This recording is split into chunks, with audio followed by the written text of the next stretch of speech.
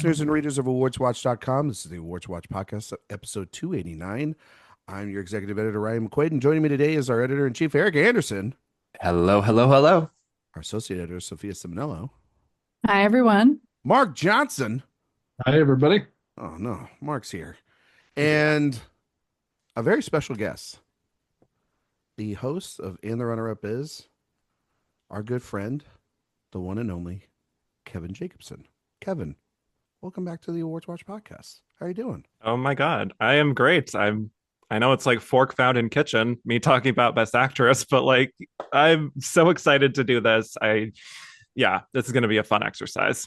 Hopefully some tears. We are doing, well, speaking of tears, we're doing the tears list today for Best Actress. See how that worked? And I teed you up for it. Thank you very much.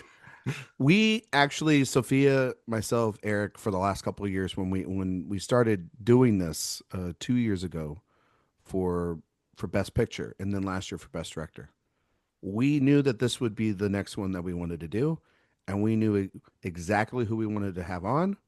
We wanted Kevin, and of course, the authority on women, Mark Johnson. So Fair enough. It's kind of the dream team, right, guys? This Wow. is Mark. Sophia probably thinks I hate women. Well, I think it's not just more Sophia. untrue. We'll find out today. We'll find out today, Mark. The jury's still out. All my best friends are women. No, oh my God! Would you? Oh vote no, Mark! Would you vote for Obama a third Not I term? have a woman as a friend. no. Mark, Oh, are you every woman? Is like Straight men were a mistake, and it's Pride Month for Christ's sake. yeah. My God, what are we doing? Kevin? Welcome to the show. Thanks. It's been a while. I wanted to circle back to you at the top of this because you have gone on this wonderful journey that we've been able to listen to, and most of us have been able to guest on, and which is the Best Actress series over on your show. It recently came to an end. You are now starting your new adventure, which you can talk about here in a second. But how did that whole journey? How was that whole journey for you? I'm going to sound like Erik on your recap episode and ask you a couple questions here at the top. But how was that for you? Like, did you learn something new about some of your favorites? Are you well prepared for today? Did you have to go back into your research? How are you for this exercise that we're putting you through today? Well, I will say that I kind of missed, talking about actresses. It's been about a month or so since I ended that, and yeah, it was a fun, very, at times taxing journey because, I was watching 5 films a week and it was a lot of prep work for that. But in a way, it just did feel like a crash course in a way of Best Actress in its entirety. And just like, it's like I kind of logged my 10,000 hours and I'm like, here we go. Let's go. What was the most difficult year, Kevin, to find the films for? Did you have to you have to go and, as our great friend Jay Ledbetter says, go to the 7 seas and pirate a little bit in order to find some of those titles? I will just say perhaps yes. Yeah. I don't know how much I can talk about. Yeah, it's not easy, especially those early years. A lot of those not even released on physical media. Yeah. So or even streaming. So like, for example, this is randomly coming to my head, but like Jane Wyman in The Blue Veil, which is a movie that like very few people have even seen because it's not streaming and it's not on DVD. So I had to, sail some seas, finding a nice port in Russia to perhaps, well, you find what I'm looking for. You couldn't just lean on Erik, who was there for the premiere that night. You had to film for yourself. Oh. Yeah. Yes. Right. Rubbing elbows with Janet. It Gaynor. really didn't take long, did it? Yeah. Well, Erik, here we go. Erik, here we go. This is the first time you've been on a Tears episode because you weren't on the picture episode. You weren't on the director episode. You just said, fuck those. I'm not doing those. And then you were asking questions this week of like, what's a tear? How does that work? Oh my God. But you've seen all these winners, yes? Of course. Not just in the theater, but like literally you've watched them over the last couple of years and you follow along with Kevin. You were one of if I'm not mistaken, on his show, one of the most frequent guests during the Best Actress series. Correct? One of them. Yes. Erik. Yeah. Okay. All right. So what are your thoughts on this? Yeah. What are your thoughts on this process, Erik, about doing this for this week? And I don't have a lot. I didn't do any practice. I didn't do any legwork. All of my choices are completely gut choices. So yeah, I mean, I didn't rewatch 50 Best Actress winners in the last 49. week. So hey, you know what? I'm just saying. Well, technically it is 50 because we are. Well, no, it's 49. So we're doing 49. Yeah, but you wanted to round up. Yeah, so everything is very gut reaction. And I moved some things around, and I think I have 14 in my S tier instead of 15, but I do have a few Fs and Es and Fs and Es. There are no E's. There are no E's. Whatever. You know what it means. It's not really a grade. What kind of fucking grades? You know what I mean. Get? Good Lord. Right. God. I don't want to see that report card. Do we have to have 15 S's, or can you we don't have less? to? No. If you're a hard grader, then you don't have to have 15. Yeah. We don't have to have 15 do what you want in general. Like we will. We will. We evidently Sophia says we will. Yeah. Mark, first tiers episode. You excited about this, buddy? One. Very excited. I love ranking. Did you have any blind spots this week that you needed to fix before we did this?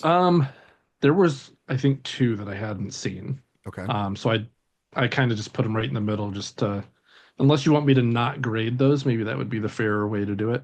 But yeah, I mean, if you want to, to be, just abstain from that, it's probably the safer way to do it. Okay. Yeah, I mean, you said only 2 films. You couldn't watch 2 films this week, really, for this show? Yeah. It's like I guess not. It's like 7 fucking days. Anyway, you were signed up on the sheet for many weeks. Anyway, my bad. Sophia, you're our returning champion for the tiers list. We've fought many battles, not really against ourselves, but I feel like today, and maybe together next week, and apart. Yeah. we might separate a little bit here because you and I, we differ a little bit when it comes to Best Actress. When it comes to the opinions of women, I think maybe. Fair. That's very fair. No, this is, I mean, Best Actress is my favorite category at the Oscars. It's what got me into the Oscars and actually what got me into film in general. I would record some of these on VHS tapes when they were on TCM and would rewind them over and over again. I was obsessed, I think, especially with some of these old Hollywood performances we'll talk about. So I've seen all of the winners. I really didn't create much of a system. I have a spreadsheet with all of my tiers where I just listed the winners and then put who should have won. So you can't be an S tier winner if you are not my pick for me. So that was one of the things I put in here. But I'm going to be considering all sorts of things really with my rankings, like the quality of the performance, just whether I like it or not, how it's stood up over time, if it's one of history's great wins. So I'm really excited about this. And Kevin, your show, I think really just reinvigorated my love of this category too, and getting to be a guest on that a few times, but also to just listen along and really hear what you and your guests had to say about each year. And some of them that we'll get to are pretty rough, but then there are some great ones, of course, as well. As I was putting the list together for this week's show and next week, because yes, listeners, this is only part 1. For good is next week. So as Rosie O'Donnell says, and just like that, season 3. Yeah, there you go. We're not going to talk about that performance at all today. We'll rank that at a different time. But I was looking at it, and when you take the winners, you take them out of the categories, take all the other performances that are nominated against you, and you just have those winners. It's such an interesting group of winners over time, and there are so many like performances where scenes popped into my head as I was filling it out, or there was just moments, or the speeches like you were saying, Sophia. It is the category we all love to talk about the most. It's the most obsessive talked about one online every single year. The last couple of years, especially, has become these bloodbaths where people are picking and choosing sides. Mark, quick question. Sophia said that she fell in love with the Oscars with Best Actress category. For you, was it like editing or sound mixing? Like, which one was the category for you, by the way? No real category. I guess picture, really. Oh, okay. Like just having a just having a say in the big. Yeah, I'm boring. All right. So what we're gonna do here is we have 49 of the winners. The other 49 will be next week. And we are doing these. I randomized the order because I thought that it would be a lot more fun kind of going through the years. And that's kind of what we do anyway when we talk about this stuff is we go back and forth all the way around in conversations. It was kind of inspired by a lot of the supporting actress conversation that Eric and Sophia and myself had at Cannes when we had lunch one day. And that episodes in a couple of years is going to be really, really hard because there's a lot of bad fucking winners.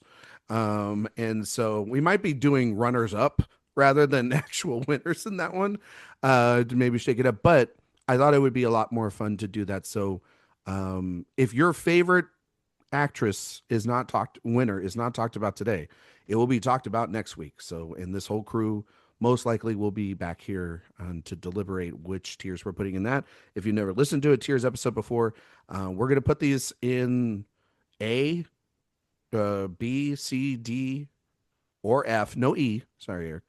And we'll put it in an S tier. And the S tier, for many of you out there like Eric who didn't know what that was this week, the S tier is the cream of the crop. This is not true. I am being absolutely slandered here. Sophia, we have the text. I will not accept it. We have the text. I know what an S tier. I know what this is.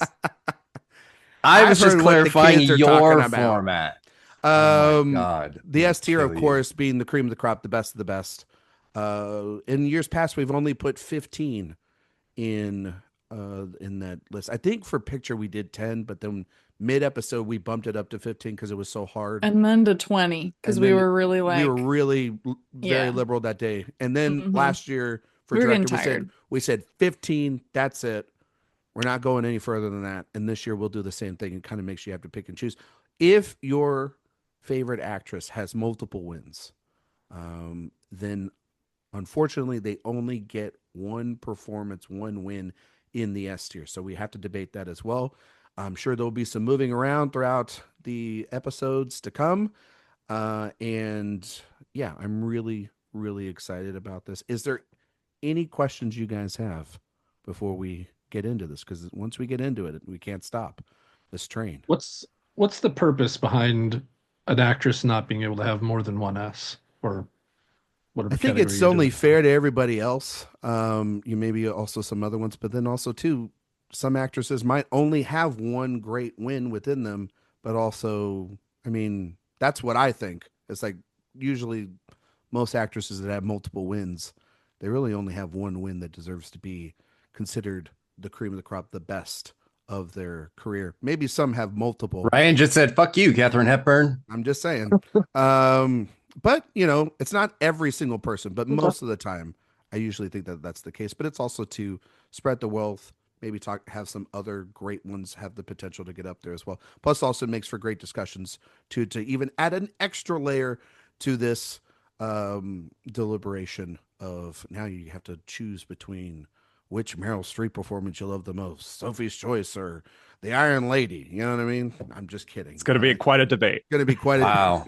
Mark's going to be talking about it for decision. At least 40 minutes at least today. A Sophie's Choice. Yeah, really. Yes, exactly. A Sophie's Choice. Anything else? Any other questions you guys have?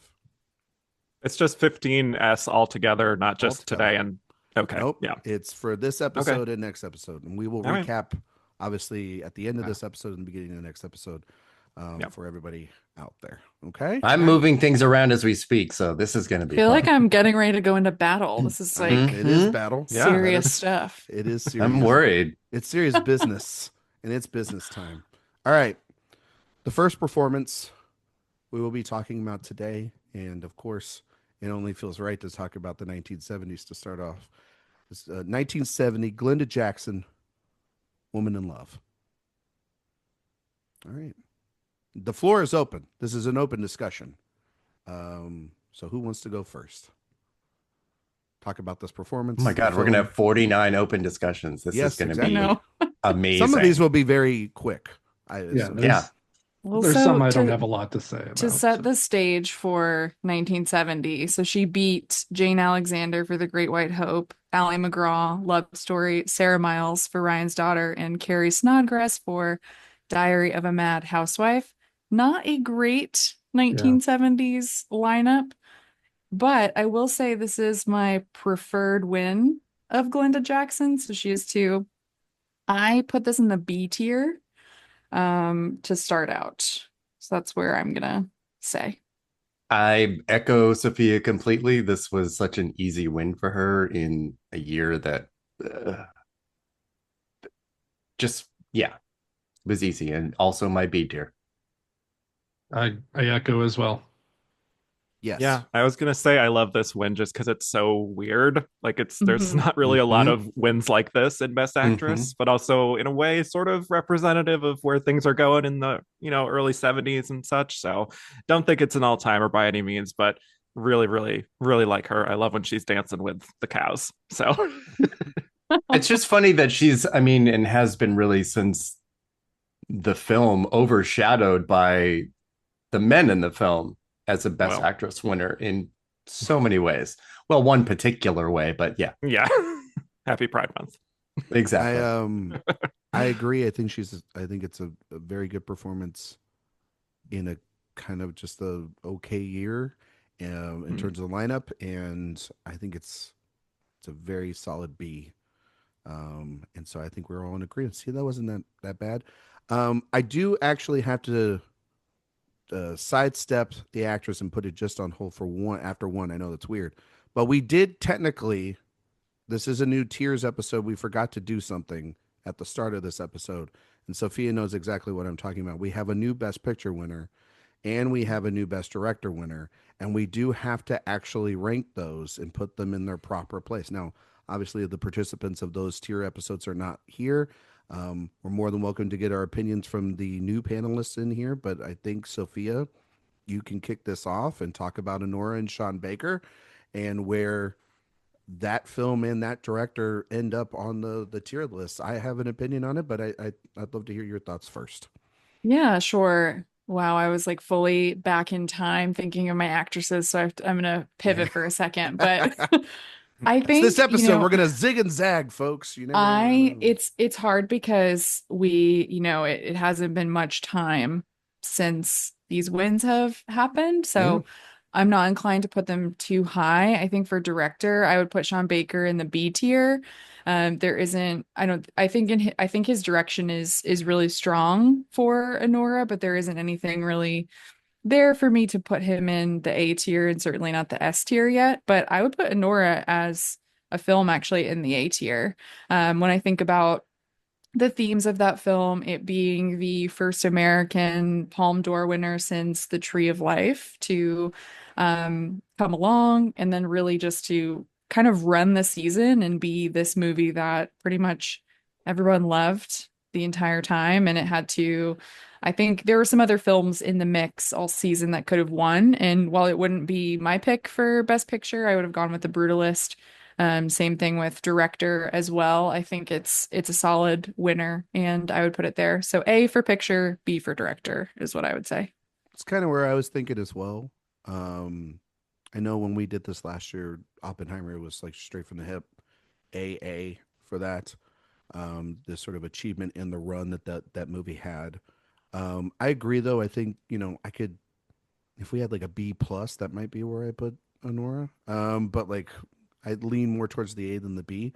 Like a phenomenal film that, like you said, sort of dominated from the beginning of the season all the way into the end. Had this sort of like underdog mentality a little bit too, while also being the front runner. It was sort of weird how that happened because of its like terrible Golden Globe night, but then only winning one Critics' Choice, but then dominating the guilds, but then underperforming at BAFTA. It was so up and down. It was so weird. But through and through, like Baker, Baker being a director, when if we were just talking about like who had the year, was Baker, because he won the 4 Oscars, and it's such an such an interesting thing, and that film having that, I think that's historic and really great, and we'll talk about that actress when here in the next 2 episodes. You know, kind of the culmination of his entire career leading up to that and being celebrated. I would put him in the B tier, but it's like a very solid upper tier B level direction. Guys, any thoughts on that? Anything, Erik? They'd both be A tier for me, picture and director. Just the fact that a movie like that and a director like that can win in 2025 that's pretty with special. That style just felt like something that would kind of never happen, even though we're in an era where it feels like almost anything can happen. And anything can win Best Picture, and anyone can win Best Director. Yeah. It's just so unique, and I love the film. So it's A tier for both for me. Yeah, like what Sophia was talking about last year. It's like a throwback to the 70s and Annie Hall, and having a comedy win, which is more. I mean, it's more comedy than drama, but still. Kevin, Mark, thoughts on Nora? Where would you guys put it in the tiers? Mark doesn't want to say. It looks like. I mean, every show needs an asshole, right? Yeah, well, and that's why you're here today. That's why I'm here. I would probably say it's a C for picture. I think it's middle of the pack as far as winners all time. And I'm sorry, but I'm going to say a D for Baker as far as director. I think in his own field, there were 2 or 3 more deserving. So for me, it's a C and a D. You're a big Jacques Audiard guy. No. But Corbet and Berger. Yeah. Both I would have given it to before Baker. Kevin. Yeah, it's a B for both picture and director for me for now. I kind of want to hold off on making any broad A proclamations, even though I really did love the film when I saw it. I think it maybe sags a little bit in the middle for me, but yeah, I think it's an exciting winner ultimately because it is so unique for me. I think a celebration of indie filmmaking. For sure. I think it's firmly Baker in the B tier. Based off of what everyone said here, and I think we lean towards the A tier or B tier for, I don't know how we're gonna grade out Mark over there. But Mark and I cancel each other out. And Sophia, it's based on you 3, really. I think so. So Sophia was seems like B. So it seems like B for it. It's again, it would be like a B plus, which is really good for it. I agree. I think with more time, it could. Yeah, it will climb up around. There. Yeah, I think so. Or sink. Who knows? We'll see. No, I mean he's not wrong. He's not wrong. That's the nature. You never know. You never know. Coda could jump it. You never know. Just kidding. Okay. B and B for Nora and Sean Baker. All right, we did that exercise. All right, back to the actress series. 1956, Ingrid Bergman, Anastasia. Sophia's looking really happy there. Oh, I started the last one, so someone else can kick this one off. Erik, do you want to read out the other nominees for the category? 1956. Yes. Carol Baker for Baby Doll, Katharine Hepburn for The Rainmaker, Nancy Kelly for The Bad Seed, and Deborah No One Care for The King and I. Hey. Whoa. Don't call me no one. Oh. That was wow. I could feel we that. We don't like Deborah Kerr. Yeah. No, I do. She's love just Deborah been. Kerr. I know. I absolutely. I know. I misunderstood. I absolutely do. It's just more. It is more in regards to her inability to win after. Got it. Oh my god. Yeah. Jeez. That's true. That's true. Wow. Okay. And we are already there at this point. Okay. Erik, thoughts on Ingrid Bergman? Well, weirdly, I put her in my A tier really just based on memory, because again, I have not watched it in a very, very long time. Your memory? But I do think it is her best win. Definitely not for me. Right. Me either. Not for me at all. Actually, I have this as a C. I really am not. I think she's fine in the movie, but when I think about this exercise, this performance has mostly faded from my memory compared to most of the others here, and this is where I would have awarded Miss Deborah Carr in The King and I. So, yeah, that's. I think someone like Carol Baker would have been a much more fun and progressive win for sure. That would be fun. And even that Nancy Kelly is even here is insane to me, but I love it so much. I had her in C2. Go ahead. No. I'm sorry, Sophia. No, I think the reason I put her in C2 is just I think we have another win to talk about with her that I think is really strong. Even though I wouldn't have given her the Oscar there, oddly, I think it's still a really good win. And the only thing I really think is interesting about this is the narrative to the performance and how you think about her persona at the time and how that comes into play in the performance. But I had this at like B straddling C. So yeah. That's about where I had it too. I leaned B just because of my love for Ingrid Bergman. But it is, like Eric was saying, it is a little bit of a forgettable movie after many years since I've seen it. So yeah, I can agree to a C if that's where we're headed. Yeah, I lean towards a C. It's fine, but there are other performances. There's another performance. And I'm definitely not going to fight for this one. So yeah, it doesn't seem like you will. Nope. So and yeah, I would keep it in the seat, and I think that's where we're gonna go. All right, 1931. Reed Dressler, Min and Bill. He wants to put the first S in the S tier, right? So right. This is a good performance. This I don't is one like of your the tone. This is one of the two I'm a blind spot on, so I'll refrain on this one. All right, Mark's stepping aside this conversation. Kevin, do you want to know like the other nominees? Is that what we're doing? Yes, please. Okay. Well, we had Marlene Dietrich in Morocco, Irene Dunn in Cimarron, Anne Harding in Holiday, and Norma Shear in A Free Soul. We all know we're going with Cimarron. That's not even up for debate. Easy. Oh yeah. Okay. Can I expand upon this? Because I love Marie Dressler. Yes. I think she's very good. I love that she was like one of the bigger movie stars of her time and like such an unconventional star. And this was absolutely basically tailor-made for her strengths. I think that year, Marlene Dietrich is pretty iconic in Morocco, I would say, but Marie is pretty close. I have her as a B. It's fun, it's slapstick, and then she breaks her heart at the end. So it's pretty multifaceted. Sophia? Yeah.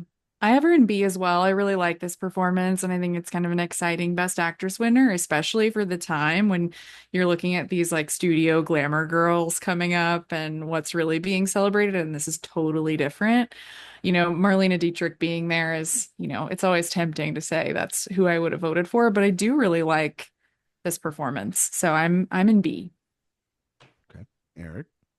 I'm in B too, and yeah, for similar reasons. Even though it's like only the fourth winner, it did feel like there was a type that was already kind of being in place with sort of ingenue and very young, and it was a pivot, and a kind of cool one. But I mean, Marlene Dietrich is there, so yeah. It looks like it's going to be in the B tier. That's okay. I'm totally fine with that. He is good. Yeah. Why are you an A for her? No, I was straddling between a B and a C. And but Kevin's got a great point. Is that like it is a role sort of tailor made for her specifically. Marlene Dietrich is sitting right there, and she's wonderful in that movie, and it's an incredible performance. But yes, I'm okay with this being in B. I'm not gonna. This isn't again. It's like Eric said. This early. I'm not gonna push around anything here. Okay. All right. Here we go. 1939. Vivian Leigh for Gone with the Wind. We're going in. Yeah, I'm telling you. Betty Davis, Dark Victory, Irene Dunn, Love Affair, Greta Garbo for Danushka, and Greer Garson for Goodbye, Mr. Chips. That's the other ones there. All right. In a supporting performance. Yes. Let's be real. Vivian Lee. Gone with the Wind. Who wants to start? Mark? I'd like the rebuttal position. Okay. So I'm going to go last. Thanks. I'll go first. I would say if there are any S's, this would be one of them, I think. On today's sheet, I think this is one of the all-time great performances from one of the all-time great films in one of the all-time great years. So it's an S for me. Kevin. S tier, lock it in. I think this is one of the greatest performances in this category's history, bar none, nominee or winner. It feels like every scene is an Oscar clip for her, and she absolutely tears into this role like it's going to be the last role she ever does. So I absolutely am not going to budge on S tier. Yeah, and this is the actress. She's the reason I asked why we can't have two, because she is the one that I would give two S's to. Yeah, gonna have to pick and choose. I chose this one. There you go. Yeah. Erik? What do you think, Erik? Oh my God. Okay, you're not a fan, huh? So, all right, listen. Historically, I have not been a big fan of Vivian Lee. I do think this is by far her better win. And weirdly, it feels very antithetical to my entire being that I feel that she's generally more theatrical than I want her to be, or some of her performances. I do think it fits well here, and with this ensemble and with this film. So I have softened a little bit on that. Not in the lack of interest of fighting, because I absolutely want to fight. But I did think about, this is probably the performance I thought the most about this week in how I was going to do this. And I'm landing on B tier for her, which I know obviously is going to riddle me with shame and ridicule and all that. And that's fine. But you already had all that. Right, yeah. So. Yeah. Rightfully And rightfully I was going to so. say, this is better than I was expecting. So this is growth. Oh my God. I wasn't going to be putting her in D or F or anything like that. That would be a kind of petty silly. that even I don't usually subscribe to. It's not like she's like Sean Baker level, right? Oh my God. Or Conclave. Yeah. Oh. Yeah. All right. Oh, geez. Yeah. So shots fired in the conclave. Yeah. No. I mean, I even again did not rewatch any specific films in their entirety, but you'd still be watching it if you were. True. I did rewatch some clips, and I do like her. So there's that. Okay, so Sophia wants the rebuttal, so I have. I want to go last. Thanks. So, sorry, I'm obsessed with her. If only this was like a visual podcast, because God, her eyes, it was like looking at Sauron. I actually, when I was looking through my list, I actually did put Vivian Lee in the B tier out of respect to the process, because I don't like the film at all. And we clearly all have, if you've listened to the tiers the last 2 years, know I have fundamental just problems with Gone with the Wind in general. And I do have a problem with some of the performance as well from Vivian Lee, because I just don't. And I think, though, what I thought about this week was, is that the character or is that the performance? And I thought about that a lot. And I went back and I watched some clips and just trying to get back in the mind. I wasn't going to watch the whole damn film. I've got a life.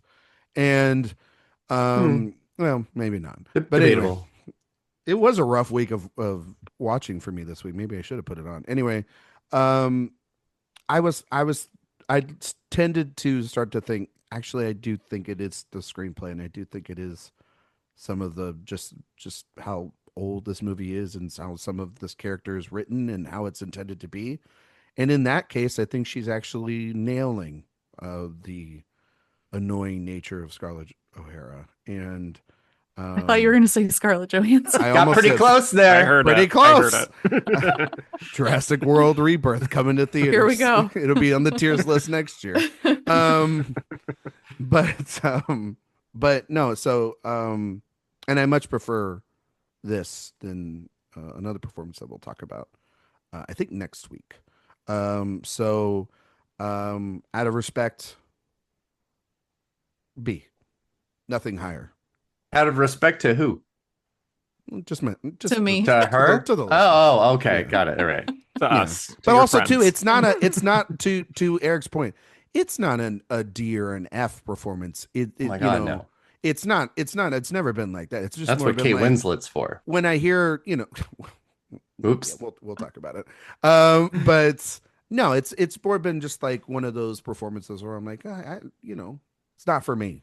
But in a movie I don't like. So, but I understand why people do love it, and so it got me thinking this week, and that's the point of this process, is to start going back and thinking. I mean, I'll tell you this, and this is a shout out to Kevin, and I've said this before on his show, but when we did Grapes of Wrath on his show, for the Best Picture series, I remember watching Grapes of Wrath in high school, and I hated that because they had made us talk about the book for like 8-9 weeks. And so by the time we saw the film, I was like, get me out of this fucking world. And then when I watched it for his show in the pandemic, I clearly saw the light, and it's like, that's a masterpiece. Like, how could you not love that movie?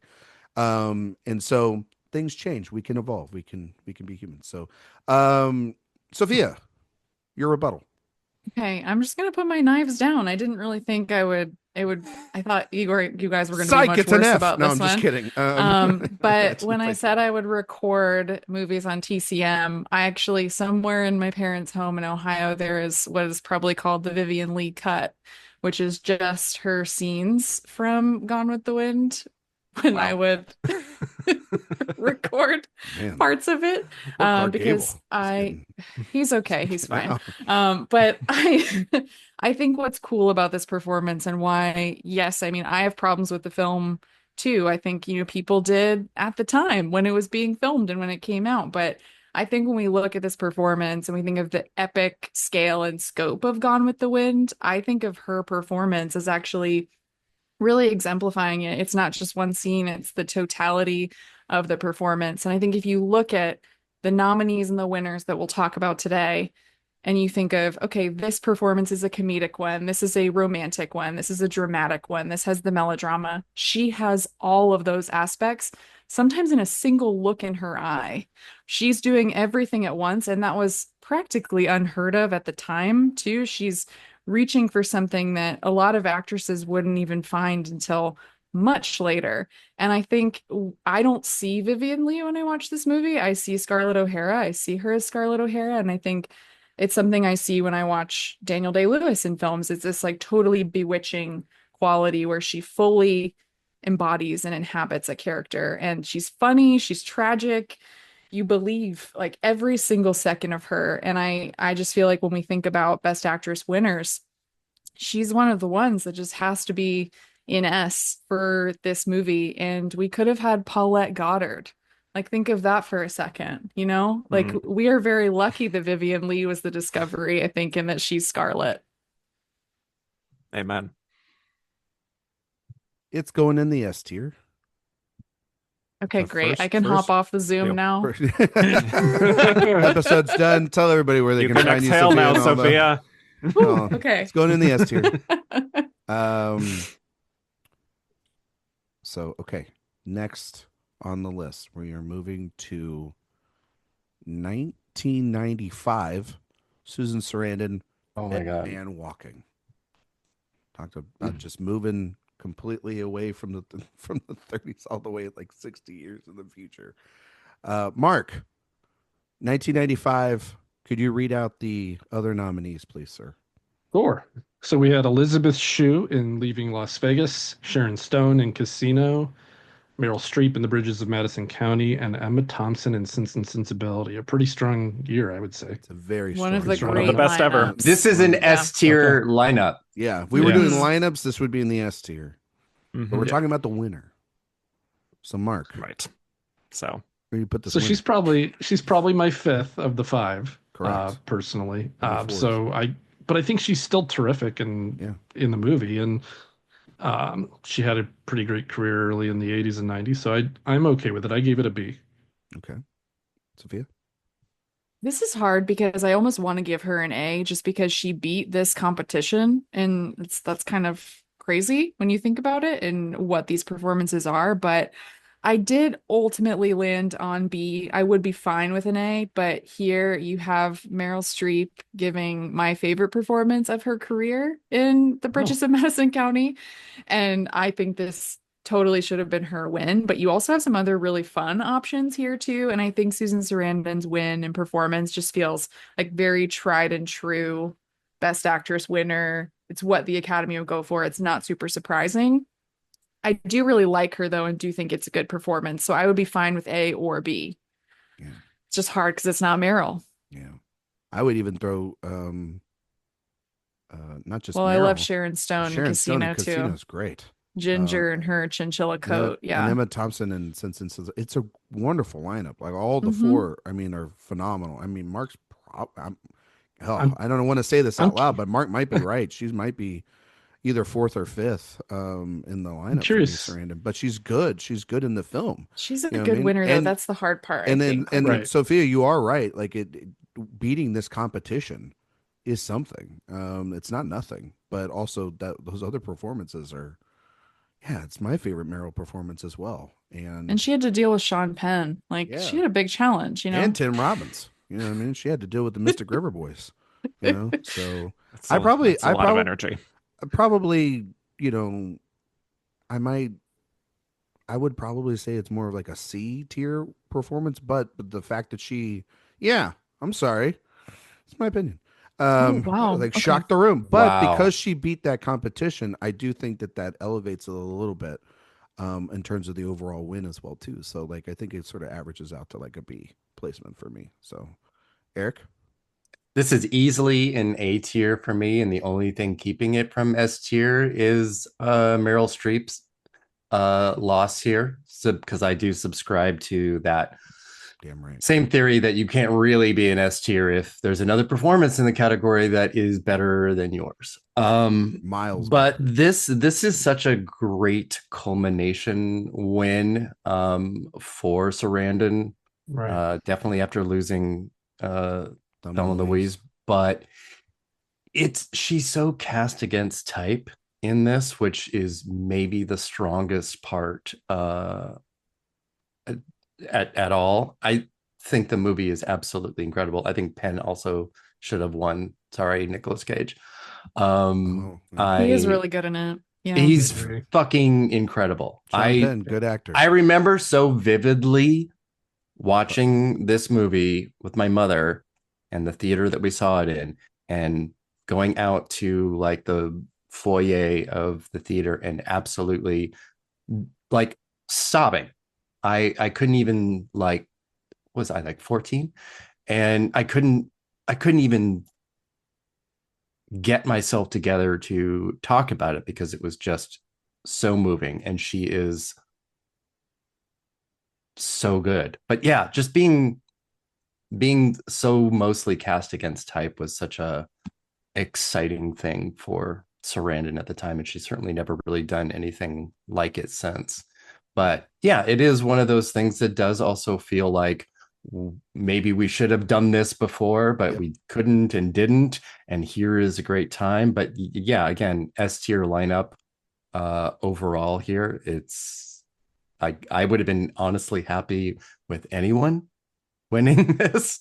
But yeah, Meryl keeps her from an S. In the foyer. Wow, fancy theater. What? I love how Erik just suggested that he was 14 in 1995, and we all just Oh, did I say 14? I meant 24. Sure. That's right. 40. God. My bad. 70. Wow. Anyway. I tried. I guess I just tried to sneak 10 years off of my life there. I was like, wait a minute. The math is not mathing, said Mark. I was like 18. What are you talking about? Yeah. Kevin? For me, it is a B, a strong B, close to an A. I think she is excellent. I think she's so warm. She's so compassionate here. But at the same time, kind of playing to a little bit of her strength of being like this woman of conviction, which we know Susan Sarandon has a lot of conviction. So there's that. I do think it's a kind of more of a conservative choice given the field from the Academy, where it just feels like they kind of landed on the less adventurous performance, perhaps, when you could have had Sharon Stone or Elizabeth Shue or Meryl here, who I think this absolutely should have been her third Oscar as well. So it's a solid B for me in a phenomenal lineup. It's going in the B tier. So would all four of you have picked Meryl out of that group? Yeah. Yes. Easily. Without Mark? Question. It's the best performance of her career. Certainly of all of our nominations for me. Mark, who would you have picked? God, I would probably be between Stone and Shue, but I also think all five of them are great. So it's I just don't think it's a no-brainer. I'd probably go Stone, honestly. Mark, where would you put Bridges for Streep in her career? Performances? Yeah. Pretty Top high. five? Top five? Top five. Okay. Yeah. All right. He's not giving bad takes. Not yet. All right. Let's go. Well, I'm just making sure. Yeah, there's time. I don't want to hear it's bottom of the basement for Meryl Streep. You know no, what I mean? it's the bad takes will come. Give it time. Back to 1930. Norma Shearer for The Divorcee. Kevin, can you read the other nominees, please? Sorry. Okay. We got Nancy Carroll for The Devil's Holiday, Ruth Chatterton for Sarah and Son, Greta Garbo for Anna Christie, Greta Garbo again for Romance, Norma Shearer, she beat herself, for Their Own Desire, and Gloria Swanson for The Trespasser. So 7 nominees there. Gotta say, The Devil's Holiday, great title. Yeah. Just gonna put that out there. That's great title, solid movie. Solid movie, good title. They should bring that back around. Not a remake, but just like use that for something else. All right, Kevin. Thoughts on that? This is a C for me. So when I was doing the Best Actress series, I think I got a little bit of pushback because I was pretty critical of Norma Shearer through most of her nominations. Some of the old Hollywood people were a little like, this is a little overkill. But anyway, regardless, wasn't really an actress that really has stood the test of time for me compared to some of her contemporaries. She's a very theatrical style that doesn't always translate. I think she's good here. I know she really kind of like campaigned for the role to be seen as like this very daring, sexual woman. But yeah, for me, it's not a very memorable performance. She also has better work later on with like Marie Antoinette. Wouldn't have voted for her here. I think I'd probably go for like a Gloria Swanson here for The Trespasser, but yeah, it's fine. Nothing outstanding. Eric? Oh yeah, easy C. Just yeah. Although I do miss the era where a person could be nominated twice in the same category. I do. That should still be allowed. Yeah. It's almost like being allowed to give one actress 2 S's, right? Wow. Like what's the logic behind saying no? Oh my gosh. I think if you shots fired out there. Well, you would only want Eric 5 spots. Right? Yes. I do like 5. Yes. Yeah. I like 5. Yeah. If you nominated exclusive. It makes I like 5. Yeah. I mean, it is pretty funny that there's 7 and it's because 2 women have 2 nominations. So it's still 5 actresses. Right. It is. When technically, yes. Technically, you're correct. But yeah, I mean, Greta Garbo and Gloria Swanson are there. So yeah, I agree. I think it's in the C tier. Sophia. C tier for me too. I like that, I'm not a big Norma Shearer person. I like that this is in her pre-code era before she moves into her Norma prestige. Shearer foam finger behind you? MGM. No, listen, I'm a Gloria Swanson propaganda machine, so this will not be the first time that you hear me saying that she should be the winner. But the yeah, I would go poster right Gloria back there. Swanson or of Norma. I'd have to try to find one. Gloria Swanson or Greta Garbo for just Anna opposed Christie. to Che. Wow, that's weird. Anyway, but yeah, no, C tier. And Mark. That's exactly where I had her. I was kind of worried I thought this was gonna be one of my bad takes, so I'm kind of relieved that you all are in the same camp mostly. All right, we can move on then. She's in the C tier. 2011. Meryl Streep for The Iron Lady. Speaking of Meryl, Eric, the other nominees were better. All right. The other nominees were Glenn Close in Albert Nobbs, Viola Davis in The Help, Rooney Mara in The Girl with the Dragon Tattoo, and Michelle Williams in My Week with Marilyn. This is a solid D tier for me. I hate this performance. It is vaudevillian clownery, absolutely ridiculous. Eric, tell me how you really feel.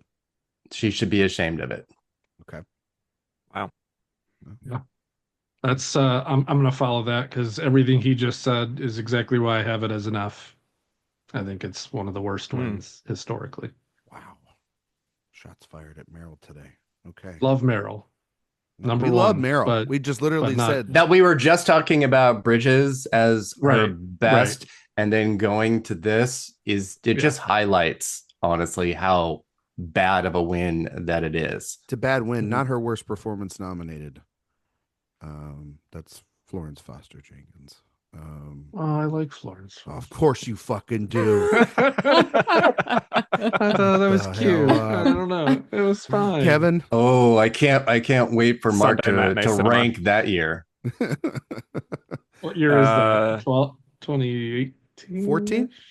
14? 16. 2016. 16. Yeah. We're going to get to it. We'll get to it. Yeah, we'll get to it. Okay. Kevin, your thoughts on Meryl Streep and the Iron Lady? A really good episode. I remember listening to that episode. Thank you. And that was fun going back and forth with Baby Clyde, and he really defended that win. So one of their favorites, from what I'm not mistaken, which is crazy. Which is fine. I'll allow it. Hey, yeah.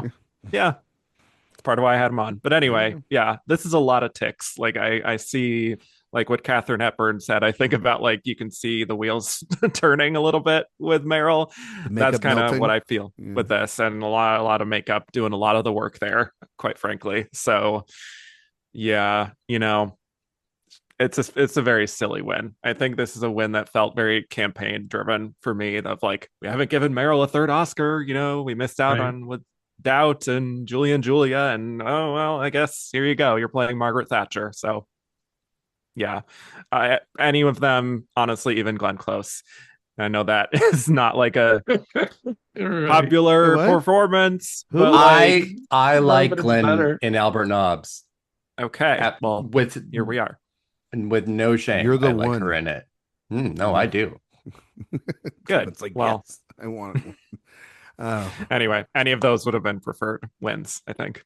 2 of the dozen Albert Nobb fans in here. There are dozens. I was saying dozen, no plural. Wow. Okay, let's slow your roll. Sophia, you go. Sure. I don't like this lineup really at all much. I don't think this is a great Best Actress lineup. I think there are some. I would have gone with Rooney Mara. I think just looking at the 5 here. Sure. But I would put Meryl in the D tier here for this one. This was also, I think, just in my personal history of Oscar watching, one of those where when it happened, I just thought, oh no, not this happening and with one of our great actresses. It just felt wrong. It's kind of, I don't know, it's like it's a stain on her Oscar history, I think, too, which I don't like, which is why I would put it low. But I did love your conversation with Baby Clyde Kevin, specifically though, I'll say the Albert Nobbs section. I was howling with laughter listening to that. It was perfect. It was fun. It was fun. I think I'm with Mark. I think it put this in the F tier. And the reason why is because one, the performance is bad. And I would give it to Rudy Mara. But also at the time, before obviously Viola came out sort of against the help and everything, at the time, this didn't age well in the moment. Like Sophia kind of said, like it was really her and Viola, and to avoid that historic moment, regardless of how that performance would age as well too, but to also have this makeup win for, she's coming off of the 2000s where she's giving so many iconic great performances, both supporting and lead, to then come onto this, which feels like a BBC television movie. The makeup's terrible. Then you've also had like The Crown and other performances of Margaret Thatcher in portrayals that have been so much more rich and nuanced for a person that doesn't deserve to get multiple incarnations of themselves on screen. And yeah, it was just like it was such a lazy pick and a lazy win, and it's such a lazy performance from one of our great actresses. And 2011 is a rough year in general for the Oscars, not as overall as a film year, but definitely for the Oscars. And this is a really rough win for Meryl. And I'm not sure I would call it a lazy performance, though. I think she is absolutely shooting for the rafters with it. It is drag. This is a drag version of Margaret Thatcher. But it's such a I disagree. Which again, why do I not like that? I don't know. Kind of weird. Because it's so stuffy and you think like, I think for most of us, we think of that clip where she's going up against this lot deemed me, the same and all that stuff. But really, most of the film is her like losing her mind with, and those all sequences that are absolutely the worst. The movie is horrendous. That is like 70% of the movie. People forget about that. It's terrible. And this is really though the Weinstein machine at its strongest. Yes, but getting toward the end of it, but absolutely at the height of its power. And just is right here. So many other opportunities over the last, before that 20, 30 years to give her a third. And they gave her for this. And now she'll never get another one, most likely, because she seems like she's sort of comfortable in, just working with Marty Short. But like, this is bad. I'm sorry. So I'm happy we still have another Meryl to talk about coming up. Yes. Because my comments on that will be way different. Yeah, it'll be like almost the opposite. So Mark and I put this in the F, and Sophia, Eric, and Kevin put this in D tier. Yes. Yeah. I think it's okay. We'll put this in the D tier. I think it ain't going any higher than that. All right. Why would it? I don't know. You might have a change of heart. Louise Fletcher, 1975. One Flew Over the Cuckoo's Nest. Sophia. Read the line. Yeah, we had Isabella Gianni for The Story of Adele H. Anne Margaret for Tommy, Glenda Jackson for Hedda, and Carol Kane for Hester Street. Can't believe Anne Margaret is here. It is a one-of-a-kind, unique nomination. Yes. I mean, that is a performance that deserves the E tier. Yeah, that's the E tier. Like, that is the secret hidden option. Yes, that is correct. But still one of the greatest nominations in the history of the Oscars. Yeah. Oh, yeah. Okay. Sophia? I like this performance. I put it in the A tier. Big Five winner.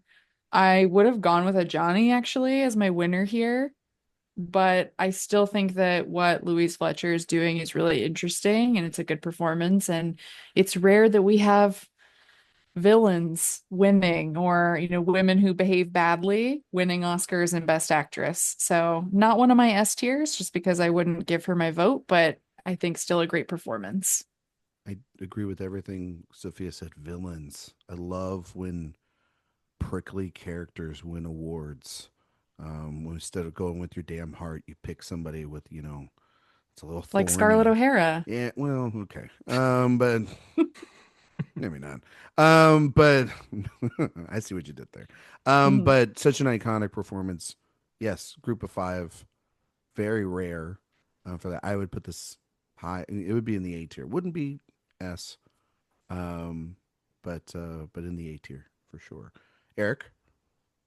I pretty much echo all this. It's high B tier for me. Okay. I think maybe just because of how close it is to semi-supporting, but just I'm not weighing that any more than it needs to be, because I do love the performance, and also completely agree that it's such a unique win as a character type, where it's so easy for men to win for something like this. Mark? This is one of my all-time favorite movies and all-time favorite performances, so I'm sad that it's likely going to be an A, but I would put it S. Okay. Kevin? I have it in B personally. This is one of my more controversial Best Actress opinions, I think, which is that I think Louise Fletcher is very good in this movie.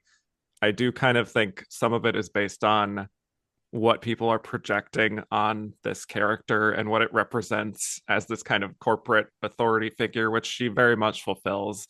I just don't think she fully transcends in that kind of indelible way compared to others. So I would give it a solid B, but I'm fine with just the iconic nature of the performance being higher.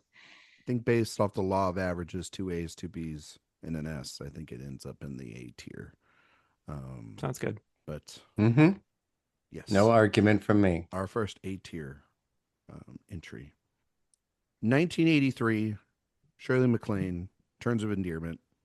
The other nominees were Jane Alexander for Testament, Meryl Streep for Silkwood, Julie Walters, Educating Rita, and Deborah Winger for Terms of Endearment. I think this is... Uh-oh. Erik's getting ready. You want to go, Erik? You want to talk about Shirley? She did deserve this. I mean, any more than I already did on Kevin's show. Yeah. What are your ups? S tier, full stop. It shouldn't be considered for anything less than that.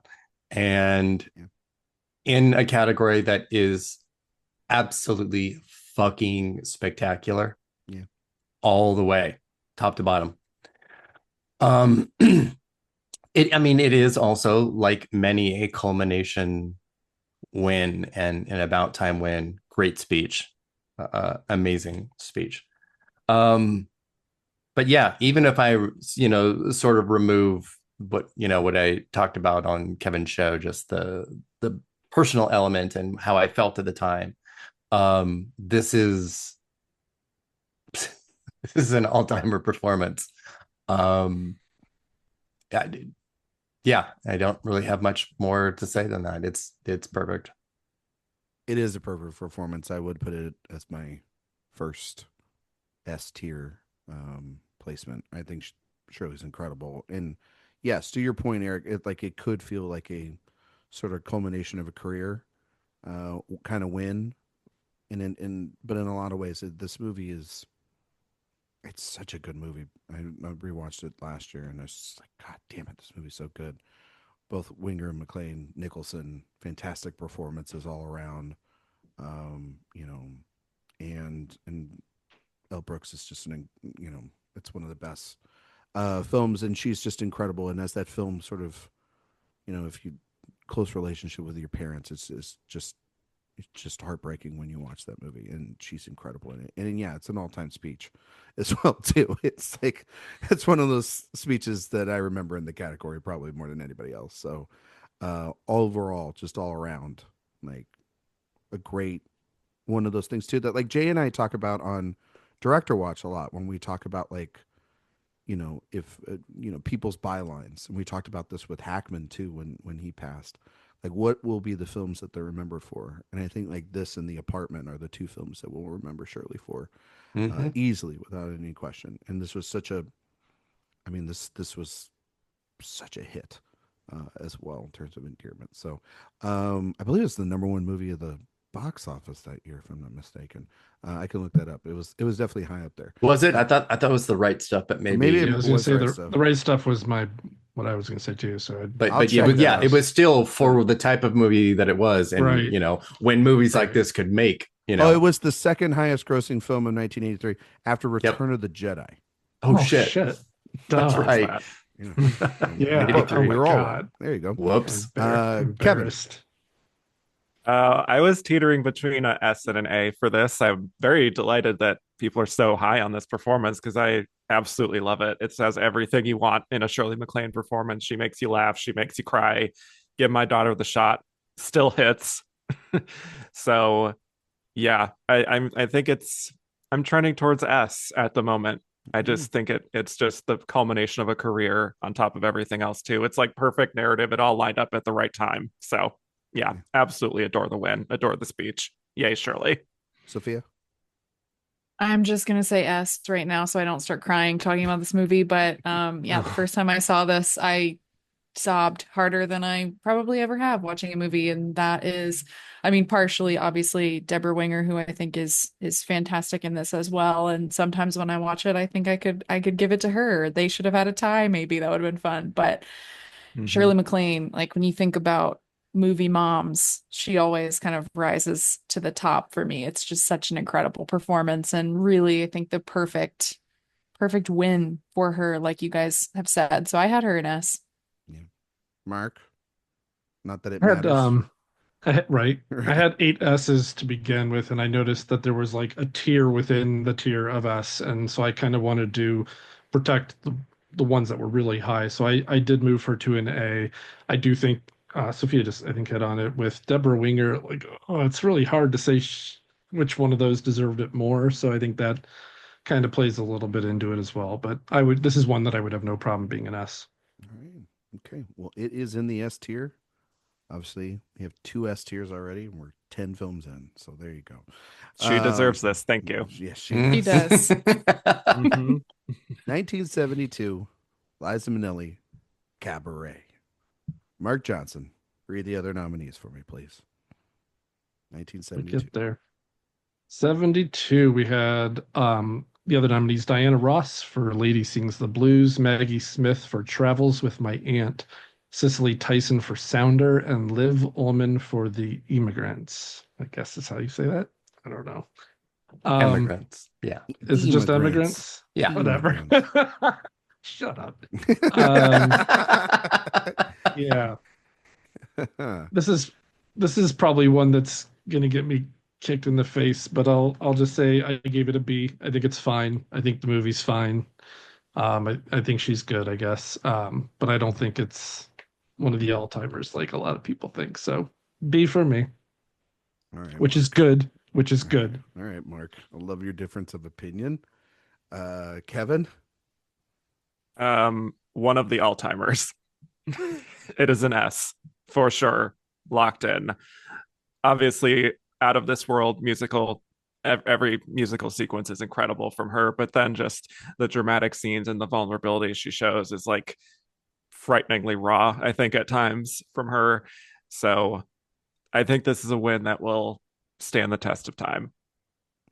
Easy win for me that year. Although Diana Ross is very good too. Yeah. She sings the blues. I don't know if you know that. She sure does. Erik? S tier, easy, the best to ever do it. Never better Sally Bowles. It's crazy that it would be considered anything less than S tier. I don't know, like, what kind of stroke you'd have to not believe that. But yeah, no, it's and there is just the almost kind of sadness that she was able to win when her mother wasn't and wasn't able to see it. That's removed from the win entirely, but it's an element of it. But yeah, S tier, period. Sophia. But I love you, Mark. But I will tease you till the end of time. No worries. You're good. Sophia. You have to ask. This is S. This is one of the all-time great movie musical performances, I think. And Erik, what you were saying too about her mom not being able to win, I think I always think about that too with this performance. And I think what Liza gets so well here in this movie and gets so right about the role is Fosse's need for this kind of over-the-top theatricality blended with this more modern sensibility of the horrors going on around her. And I feel like that's what's always, her big number at the end always sticks with me. It's horrifying and beautiful at the same time. And I think it's a performance in a film that's only aged better as time has gone on. Mm-hmm. I would put this in the same place Mark put it. Wow. Put it in the B tier. I'm not a big cabaret guy. Me neither. Wow. B stands for bitches today. Yes, I'm not a big fan of it. I think she's very good in it. I think that Liv Ullmann in The Immigrants is very good. God. Listen. I don't know how you say that word. Immigrants is spelled with an I. Well, all right. Get off your porch today. But, oh my God. And I do think Diana Ross is really great in Lady Sees the Police. I think that Minnelli is very good in the film. I'm not a big fan of cabaret in general. And I think that the movie is kind of tonally up and down for me as the movie goes on. It's definitely not All That Jazz, which I think is a clear-cut masterpiece. And I think the best performance in Cabaret is actually Joel Grey and not her. One of my favorite supporting actor winners. And but the historical context, like you guys were mentioning, also very important. I don't dislike it. I just think it isn't at the top echelon of performances for me. Very good performance. But I would stick it in the B tier, but it doesn't matter because it's going in the S tier. And now are you sure? Because if we have 3 S's and 2 B's, wouldn't that kind of the S turn it into an A? I don't know. It kind of turns it. I would argue the average. Well, you would like to argue that. I kind of think the S is. No, I'm arguing it because based on what we've done so far, it should be. Even though 3 of us are pretty hard. I think it's a pretty hard. Those are pretty S. unmovable S's, is what I heard from. They are. Yeah, I'm not moving. Yeah, and so no, I never would. Stay put. So I kind of think those are stronger. Okay. S's. Good. Than B's. We might need to expand our S tier later or move some things around. We won't. We're gonna have to move things out. Okay. 15 is the limit. So I have to wait for Faye until next week. Yeah, it's a good thing. Make sure you leave a spot open. I'm leaving a spot for my girl. We'll have to kill some darlings. It's this is a tough exercise. 1958, Susan Hayward. I want to live. Because it says it's got the exclamation mark. Kevin, could you please read the other nominees? Okay. We got Deborah Carr for Separate Tables, Shirley MacLaine in Some Came Running, Rosalind Russell in Auntie Mame, and Elizabeth Taylor in Cat on a Hot Tin Roof. Oh my fun God. Group. Very fun group. Mm-hmm. Yeah. I love Susan. I love Susie Q. I think she is a camp queen. I think she always goes for it, and this is no exception. I do kind of side on it being a B. I mean, I think this is kind of a classic Susan Hayward type, very bold and brassy, but she commits to it. I think, it is kind of a career win to some degree, the fact that she had those 4 losses previously. And I definitely would have probably picked Roz Russell here for Auntie Mame, who is incredible, or Elizabeth Taylor. But yeah, Yeah, Susan is good. Yeah. I'd be like a B or C. I could go back either way. Not like really like high on this one, but I'll kind of go with whatever. Like I said, I could go either way. Not like set in stone on this one.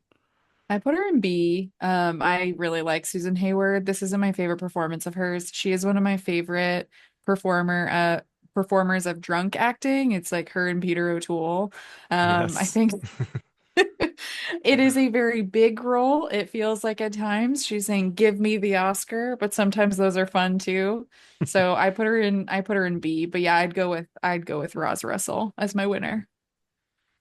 Erik? I basically echo the same. I do have her in my A tier. I think this is a high camp drag performance that I actually love. And I think only Susan Hayward would be able to do this. And that kind of pushes that over for me, that it would have to be her. But yeah, Roz as Auntie Mame is a absolute goat. So it keeps her at an A. Mark? So I'm pretty sure I've seen this one, but it's been so long. If I have, this is one of the two that I will abstain from. Okay. So because I don't remember it well enough. Yeah. I'm gonna let you guys have this one. I think the B was the overwhelming grade. Yeah. And I'm gonna lean that way. Again, very sort of like I could go either way with it. But I do like her. She's probably upper tier of the lineup for me. Third, maybe. It's hard with Taylor and Russell there, though. I don't know. So she's going in B. 2016. Emma Stone. Oh boy. Yeah, let's go. La La Land. Erik Anderson. The nominees, please. Okay. Let's get there. Isabelle Huppert in Elle, Ruth Negga in Loving, Natalie Portman in Jackie, and Mark's favorite film, Meryl Streep in Florist Foster Jenkins. Florist? It's no Albert Nobbs, but it did sound a little florist, honestly. The story of a florist, Foster Jenkins. Fostering those Jenkins. Erik, Emma Stone. Solid B. I really like her. It's a solid B. It's an Emma Stone performance. It's well said. Yeah. Good job. Because she's given the same one since then. Yeah. So correct. But it's good. I like it. I do like how kind of frisky it is. But when you have the competition that she has, say it. I could easily reduce that to a C just based on competition, because Natalie Portman and Isabelle Huppert, I'm sorry, but no. Yeah. No to Stone for that. No to the Stone. All right, no. Keep the stone. All right. Sophia. This might surprise people, but I had her in B as well. I didn't go lower than B. I think because I actually like this performance quite a bit from her, but I'm also high on La La Land. I do really enjoy La La Land and think this is kind of the perfect blend of, her comedy. I don't know. It feels like the performances of hers from a long time ago that I really like. And when I like from her earlier career that the Oscars would never have touched, but it also feels kind of like a classic Hollywood role and performance to me. And I think that's why I find it endearing. And I like her and Ryan Gosling together. But I mean, yeah, she does not come close to Isabelle Huppert in Elle for me, who would have won so easily. But I like the performance, so I'm putting it in B. She'd be in the C tier for me. She's fourth in my lineup. And yeah, there's like two other like outstanding performances. in Portman and Isabelle Huppert. And then I think Ruth Negga is absolutely wonderful and loving. And if Meryl didn't have Florence Foster Jenkins there, she's lucky because that stupid performance is in there. I think Stone is like, this is a problem I have with Stone and even with Gosling and La La Land, is that I like at certain moments in the film I just see them going through the motions, like I can hear them counting the steps in their head to sort of musical numbers, like that one out, like when they're trying to find the car, I can like literally see them like she's counting in her head. God. And then the step here to the there. Ridiculous. And I just think that it's sort of, it's phony baloney like most of that film from Chazelle is. And so I do think she has a good emotional moment, and I think the final scene is very good, even though it's clearly ripped off from another film, but that's okay. We, directors have homages to other people. I don't know. It's just like there are good moments in her. Like I do agree with you, Sophia. Like there are other moments in this film where you do see like that earlier comedy, and you see her getting to like sort of blossom, and it feels almost like a little like weirdly autobiographical to see most of her career sort of rise and then culminate by the end. But it just, the middle sections of the film don't work for me. Again, a little bit of staginess involved. So yeah, it's and then the other three competitors here, I think, are just blowing her out of the water with superior work. So it would be a C. Oh, I hope Mark comes with his knives out. Mark's gonna go S. Kevin, you go ahead. Go now. Oh yeah, here we go. No. Well, this is awkward. Because I have her in C as well, personally. Which, I mean, I think the performance in a vacuum works. She's very charming. She brings a lot of her kind of weirdo Emma Stone comedic energy to it that I really enjoy. I just love the word weirdo. I'm sorry. I didn't mean to, I wasn't well, laughing. She's kind of she's a weirdo. Yeah, she is. Yeah. But yeah, I think of the facial, reaction she makes when Ryan Gosling is like performing in his little thing. Anyway, the musical from her, like the musical numbers are not. She's not Liza Minnelli per se, but she's charming. I like her. I think Isabelle Huppert and Natalie Portman would have been far better winners. Ooh. So that's why it's tough in the context of her win. I just don't really love it. So, Mark. Okay, we ran out of time. I'm sorry. Let's move on. Let's place her. Where are we going to grade her? No. La La Land is, for those who don't know, my favorite film of the last 18 years. I love it, and I would give this Oscar to her. But I agree, I have her as a B, as well as a few of you. So I think B is good. I don't think it's an all-time performance. I think it's as good as Liza. Correct. I am so disappointed. Damn. And now in multiple ways. Right. But that's the point. B is good. Like to me, when I thought of the grading, that's right. And again, like if you look at my letterbox, I only have five-star films of all time. So I'm not going to give the S unless it's like undeniable to me. Yeah. A is all-timer. B is good. C is, it was all right. And then, D is shit, and F is Meryl Streep in the Iron Lady. So there you go. So this would be a B. I think she's very good, and I would again give her the Oscar.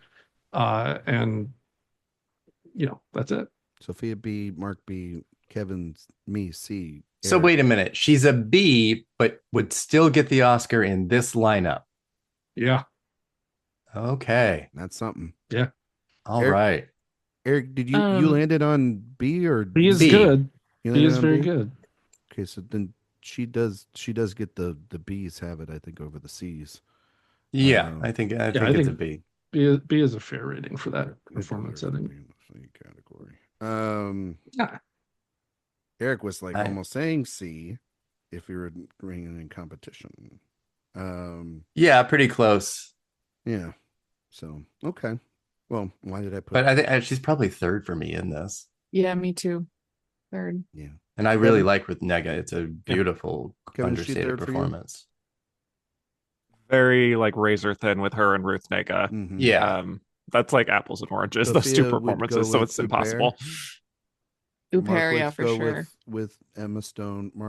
Eric would go with Isabelle Huppert. No, yeah. No, I mean, and Kevin, you'd go with Huppert. Okay. Yeah, I would go with Natalie Portman. I love Portman so much. Works for me too. Yeah, works. Yep, she's good. Yeah, good job, Ryan. I'm patting myself on the back. 1940 Ginger Rogers, Kitty Foyle. Sophia, the other nominees, please.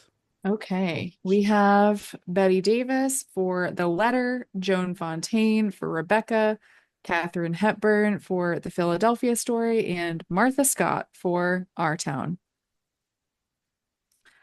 Some other great performances here. It's a pretty good lineup. For sure. Yeah. Joan Fontaine's actual win. Lineup on the 1940s episode. We were talking about Grapes of Wrath and Rebecca. Yeah, way back in the day. Yes. Way back in the day. In that time machine. Sophia? Oh, you want... Oh, I was straddling B and C for this one. I actually might go C. I don't really like this performance very much. It also just feels that, I don't know, very, very typical of the Academy for the 40s to go this route. And I think also just considering the competition here, I mean, I love The Philadelphia Story, one of my favorite movies. Joan Fontaine, like I joked, that is her real Oscar win. I love Bette Davis in The Letter. Our Town, I'm not going to watch again, but I think it's a good lineup. So I think I'd go C for her. I would go C as well. Like fine performance inside a lineup that I would give like 3 other actresses an Oscar. Mark. I went D. I think it's an okay performance, and again, the lineup is. I like Mark being miles a hard ahead grader. Yeah, would not want to take an exam if Mark was running. No, I'm a hard. Mark could be a tough teacher. Yeah, man. Yeah, I am. I was the easiest teacher. You guys grade on a curve. I'm like straight F's. I don't want. I don't want the confrontation with the parents. Mark's like, bring them on. I don't give a shit. Between Katharine Hepburn in The Philadelphia Story and Joan Fontaine in Rebecca, to me, those are 2 of my personal favorite performances, at least of that decade and in that era. And then you have Bette Davis sitting right there with The Letter. So like this is a hard D for me. Just a forgettable meh performance. Whoa! All right, from the top rope. Happy Pride Month, Kevin. Wait, is she gay or something? Wow. I don't know. No, just you and your hard D. I just thought was I think we're trying to tell us something. I missed that. Oh, I'm my like, God. okay, Mark. Anyway, geez. What? Christ. I'm like, what's happening? Oh my Lord. What is keep up with show keep up with you sometimes? kids.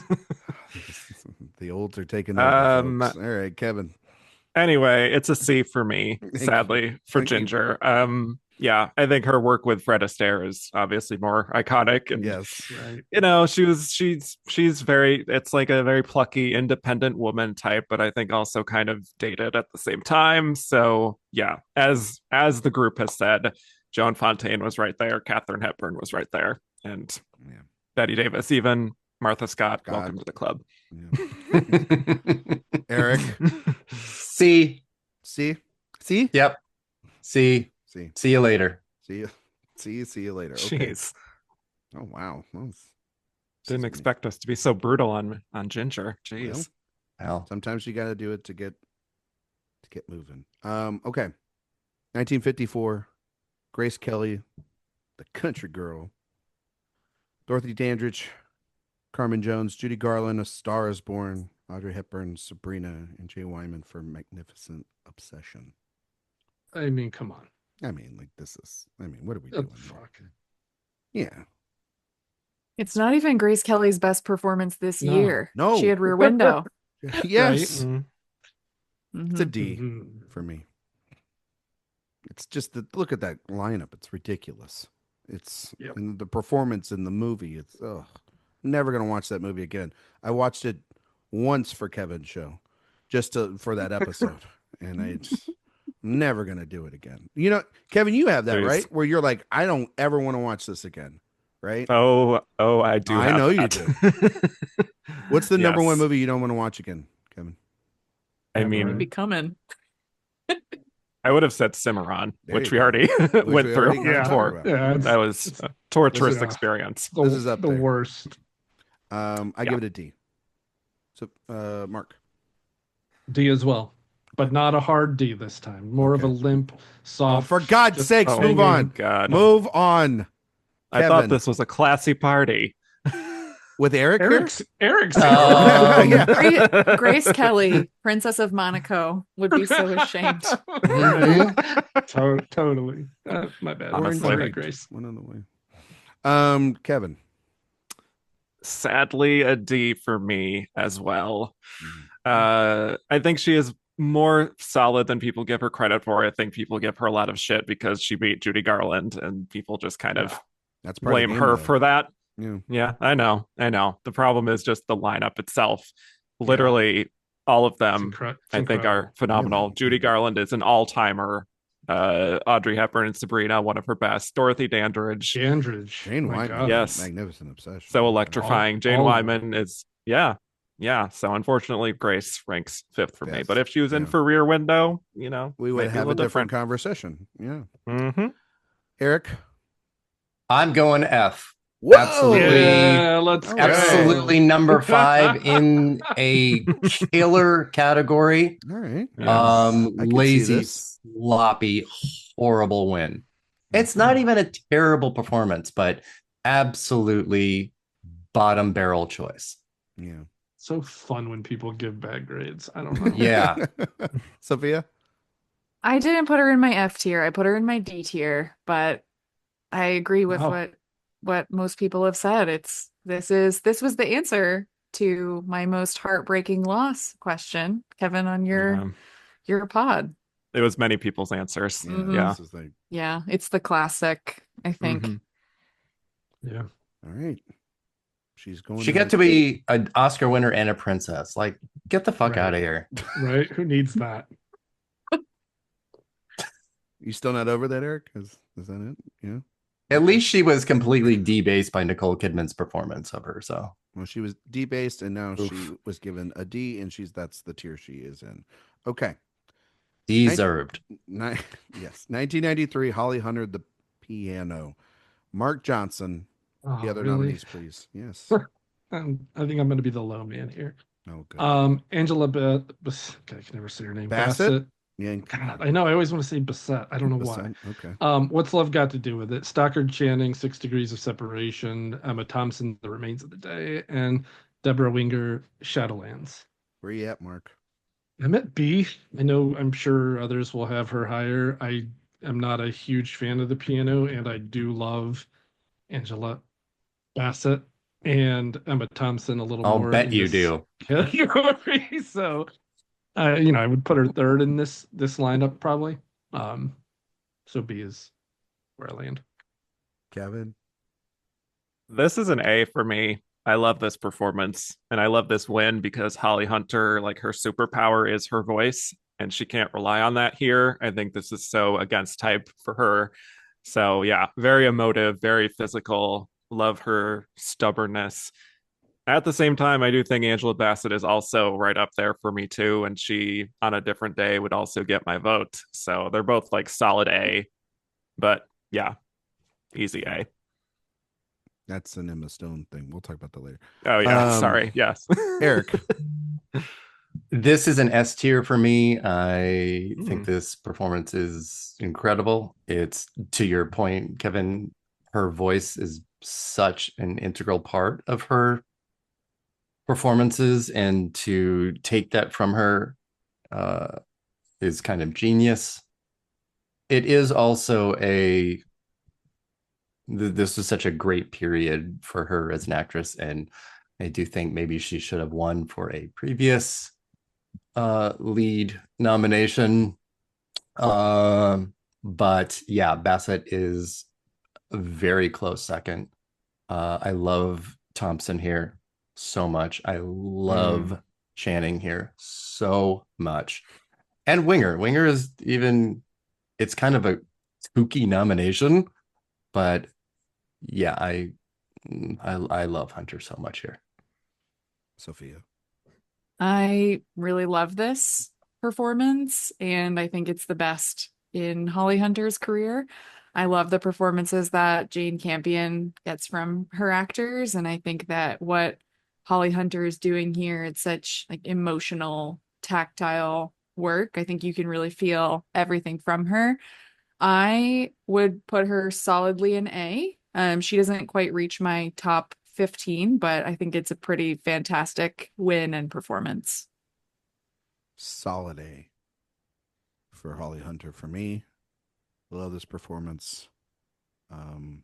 Kevin said everything. Like, you take that superpower away, how are you able to emote a performance like this? And that movie's on the shoulders of that performance, and along with Campion's direction. And I just I love it. It's not in that top tier for me, but it's very close. Actually, it's very close when I was doing my own research. Okay, so she's going into the A tier. 1937, Louise Rayner, The Good Earth. All right, Kevin, the nominees, please. Okay. Sorry. All right. It's just how the rotation's going. I know. Love that this landed on me. You're welcome. All right. We got Irene Dunn for The Awful Truth, Greta Garbo in Camille, Janet Gaynor in A Star Is Born, and Barbara Stanwyck in Stella Dallas. What a lineup. Kevin? F. Okay. One of my bottom two in this category's history. I say this with all due respect to my friend Fritz, who loves Louise and stumps for this performance. I'm glad he sees something in it, because I do not. I get nothing from this performance. You know, yes, I suppose so. Yeah. I mean, obviously the big headline here is that, like, this is a white German woman playing a Chinese peasant worker. So, you know, there's that. But even if you're not looking at that, like, it's such a mannered performance, so sluggish. I remember, Sophia, when we talked about this on the show, we talked about how her performance has like this very zombie-like quality, which is it's just a rough watch. She did not need a second Oscar. What are we doing? Like, I don't know. Any of the others could have won, but especially Barbara Stanwyck in Stella Dallas, who breaks my heart by the end of that movie. Or Irene Dunn in The Awful Truth, who is incredible. If they remade The Good Earth exact and everything, it'd be Emma Stone, right, that played this performance. Oh my God. Right? Another 2-time winner. There you go. Here we go. Exactly. Well, it's just continuing her Aloha. Or Scarlett Johansson. They could either one of them, honestly. Yeah, I think we knew where this was going. Exactly. Eric? Absolute F, the F-iest F of the entire list. Okay. Well, maybe second, but no, it really is the worst. Yeah. It is I know where you're going. The worst. Okay. It's embarrassing. How was it not embarrassing then? Then. Well, not even just you were around, wasn't it? Yes, we were all stumping for Barbara at the time. Little picket signs outside, but also deeply for Irene. So yeah, Irene's my personal pick here. I'm a little insane. How can you have Irene Dunn and Barbara Stanwyck in those performances and then give it to fucking Olan? Mark, you were gonna give it a I'm a little higher. I'm a D, not much higher. Okay, Sophia. This is what the F tier is made for. This is my least favorite Best Actress win in the category's history. Kevin, we had a great conversation about this category, and I compared her performance also to someone with the worst hangover I've ever seen. I think it looks like that too. Just staring blankly into space, contemplating your decisions. I think it's the worst. It's a bad performance too. And again, the fact that they cast her just because they cast Paul Mooney, like, really, we're making choices based off of him. It should have been Anna May Wong. But yeah, this is a solid F, and I would have given it to Barbara Stanwyck, but I love Irene Dunn too. Yep, it's an F. It deserves to be there. It's horrible. It's absolutely insane. Yes. just downright disgraceful. This is one that's like kind of like deserves an apology for even existing. It's yeah, like Sophia said, this is what the F tier is made for. We're close with Meryl, but this one definitely gets in. It's not even close at this point. So we have our first entry into the F tier, and technically it would be fitting for Louise Rayner. All right, 1981, Katharine Hepburn on Golden Pond. Erik, the other nominees are. My God, the other nominees: Diane Keaton for Reds, Marsha Mason for Only When I Laugh, Susan Sarandon for Atlantic City, and Meryl Streep for The French Lieutenant's Woman. Mm-hmm. Erik? I have her. So I actually really do love this performance. Her competition here is pretty steep. I would give it to Diane Keaton.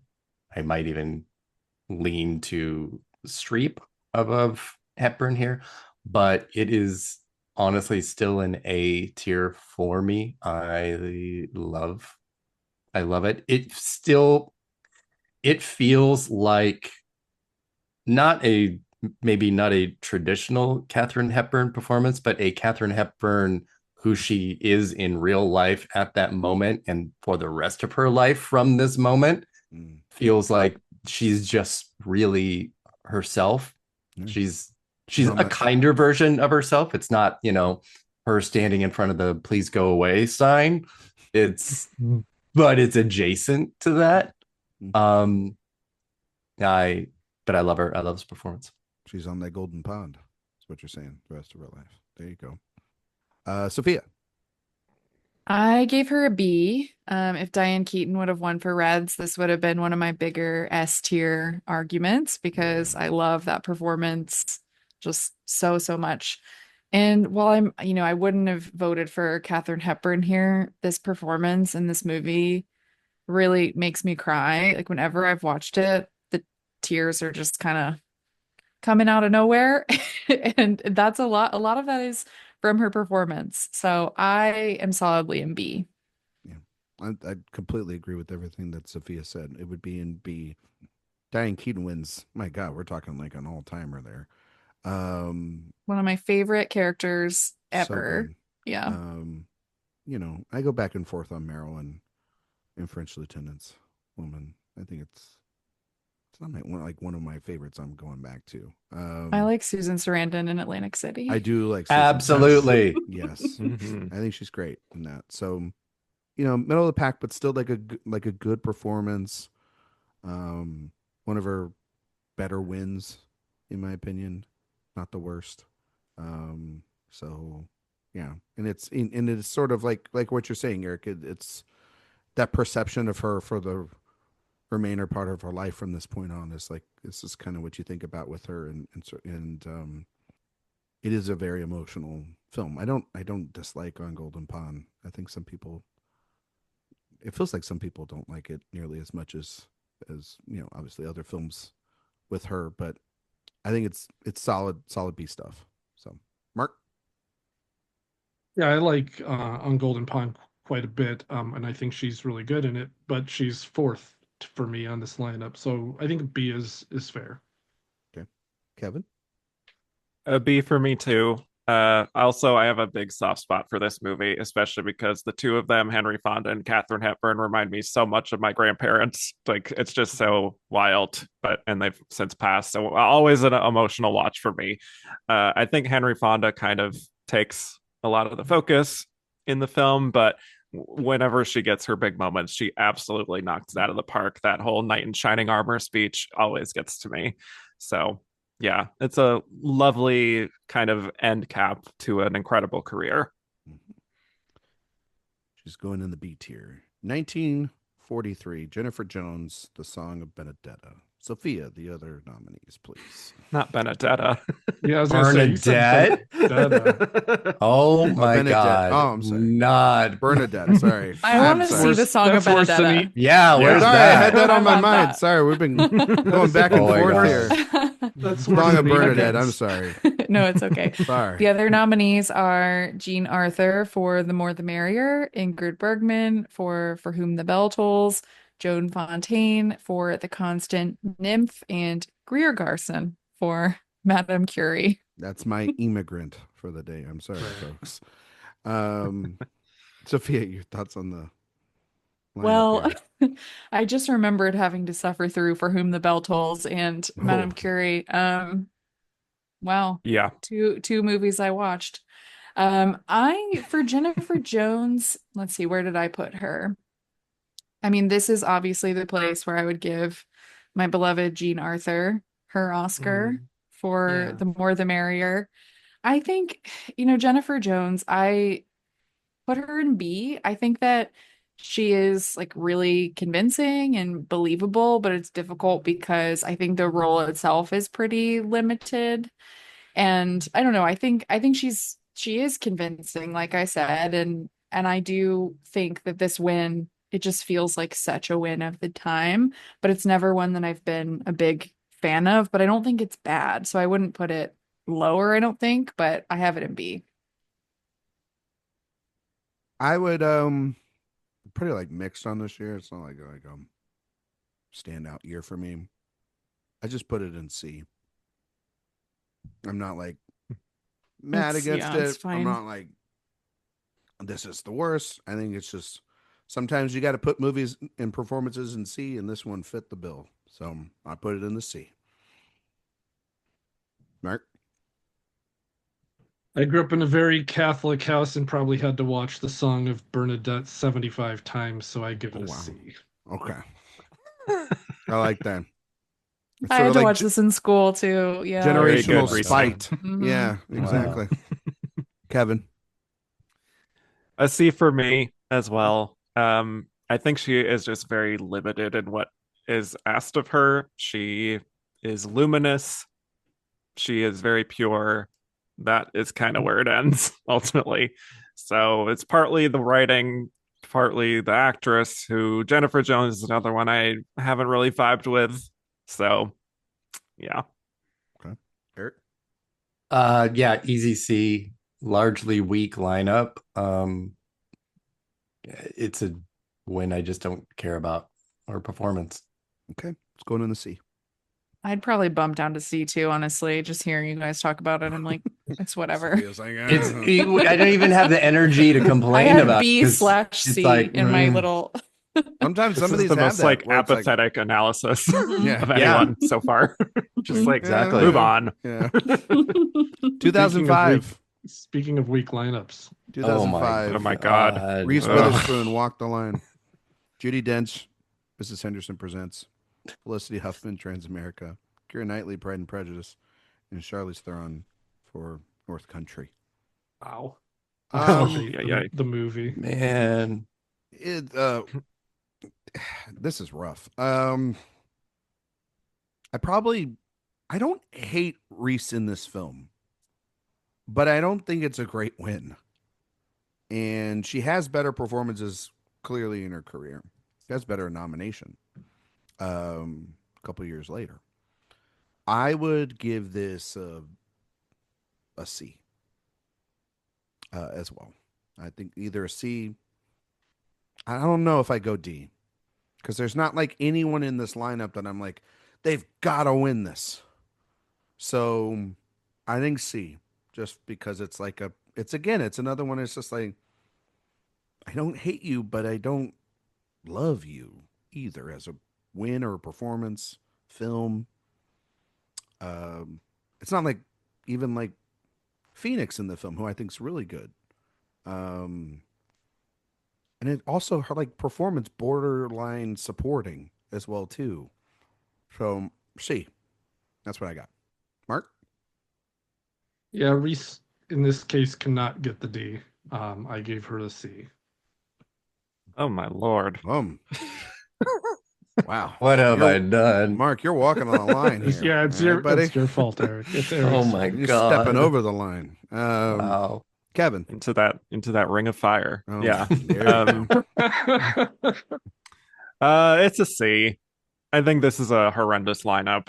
Yeah. Keira Knightley, innocent personally, who gets my win by default, quite frankly, because what are we doing here? I think it's just a very conventional role for Reese, and she does what she can. She has her spunky Reese thing that she does very well. Spitfire. Yeah, whole thing. Yeah. Exactly. I just don't really find the role to be, I don't actually find this kind of role to be interesting for women, period. So this is a very archetypical kind of role that I don't really understand why she swept the whole season like she did, like she was barnstormed, like she just won everything, and I'm like, for this, probably because of her, just because of her, I guess the person won rather than the performance. So, right, Eric, you're nodding along. You yeah, completely. It is an absolute C. It's a very low C for me. Low C. I also would have picked Knightley from this absolutely morbidly awful lineup. I don't hate Theron in North Country, but I haven't seen it in forever. I don't hate her, but it feels like here's the movie I'm supposed to do after winning an Oscar. Yeah, it's so flat and obvious. There's discount Silkwood. Yeah, very much. This is Dench in her Meryl Streep era of we're going to nominate her for anything and everything. Yeah. And Felicity Huffman. It's, I mean, traveling through. There are so many ways to kind of pick apart this performance, both, in 2025 and 2005. It was both things in 2005, that it was sort of heralded as brave and progressive while also being completely the awful. So I hate this lineup so much. Sophia. Low C for me. I don't really have anything to add. Okay. We'll put it in the C tier and we'll move on. Katharine Hepburn, Morning Glory, 1933. Mark, the lineup, please. So there were only two other nominees that year. We have May Robeson for Lady for a Day and Diana Wynyard for Cavalcade, the all-time great Best Picture winner that it is. Woof. Where would you put Katharine Hepburn here? I think this is a fine win, and considering the films in competition, I gave it a B. Okay. Kevin?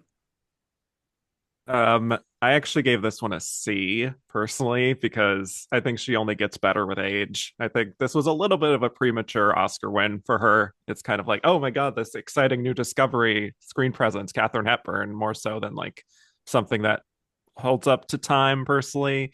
So, right in the middle, I would say.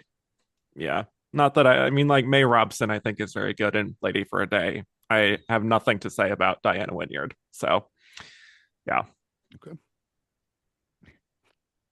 Wow. Poor Diane. Eric. Yeah, this is a pretty simple C. Her worst win. I guess she's lucky that it was 1933. Whatever. Sophia, C as well? C as well. This is the win of hers that I forget about. Like if I'm going back through her performances and what she actually won for, this is the one that that stops me. It's right in the middle. A C. Did she have 4-4? Oh, that's right. It's that case. I agree. It's in the C. I think that's where we're gonna put it. That's where it belongs. We're on a run of C's right now. 1985, Geraldine Page, The Trip to Bountiful, right? Is that Kevin? That lineup, please. Okay.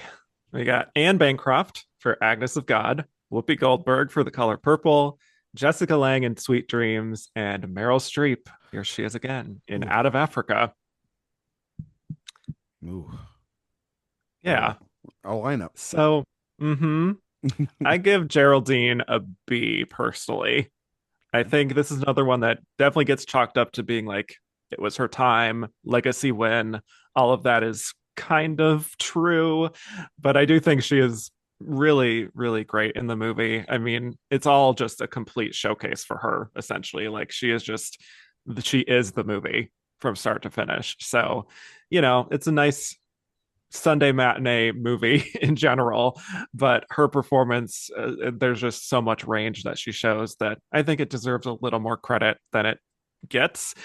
Obviously, Whoopi Goldberg should have won this. I think most people can agree upon that now. But at the time, it was just like, oh my God, like F. Marie Abraham announcing her as the greatest actress of our generation. Geraldine Page, everyone is on their feet. This is like not a controversial win at the time. It's only in retrospect that people are like, Whoopi was robbed. Yeah. Which she was, but just wanted to note that for context. She was the moment in 1985, that's for sure. I give it a C. I'm on like a string of C's right now, but I'm like, good for her. It's not a really strong year for me. Yeah, I guess I give it a Whoopi. Not like really strong on any of these performances in particular. So, Erik, it's a B, pretty much for the same reasons that Kevin gave. It is not by any means a bad performance, and she does have range, but she was on what, like 8th or whatever at this point. Yep. Mm-hmm. And yes, Miss Abraham was just absolutely losing her mind over this. Oh my God, the drama of it all. But I mean, I remember at the time that Goldberg was not necessarily the favorite, but by no means was Page a runaway winner. So it was a little nail biting, and especially with how well The Color Purple did nominations wise. Yeah. Didn't turn out too well for it at the end of the day, but no, it did not. But it is a fine, lovely performance in the quiet old lady department, which would happen again a few years later to a much lesser degree. There you go. Mm-hmm. Sophia. I also have this in B, I think, because when I first learned about this win, it was, oh my God, how did she, beat Whoopi? This is an unfair win. It felt like one of those. And then when I actually got around to watching the performance, I thought she was quite good in it. So while I still would have given the Oscar to Whoopi easily, I don't think it's a bad win or performance. So I would go B. Marcus, 1985 Geraldine Page. I also have B. Okay. All right. I put her in the B tier. All right. Would still rank it behind both Lang and Goldberg, though. I love Jessica Lange here. 1979 Sally Field, Norma Ray, Erik Anderson. Okay, 79. Here we go.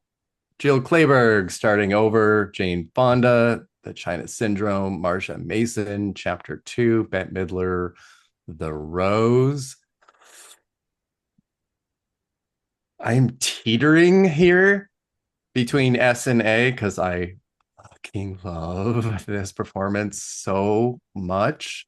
Certainly when held up against her next win. Oh. So I think I'm going to land on S here. It is just rugged and raw and dirty and grimy, and I love it so much. Okay, Sophia. I also really love this performance. I would put her in the A tier.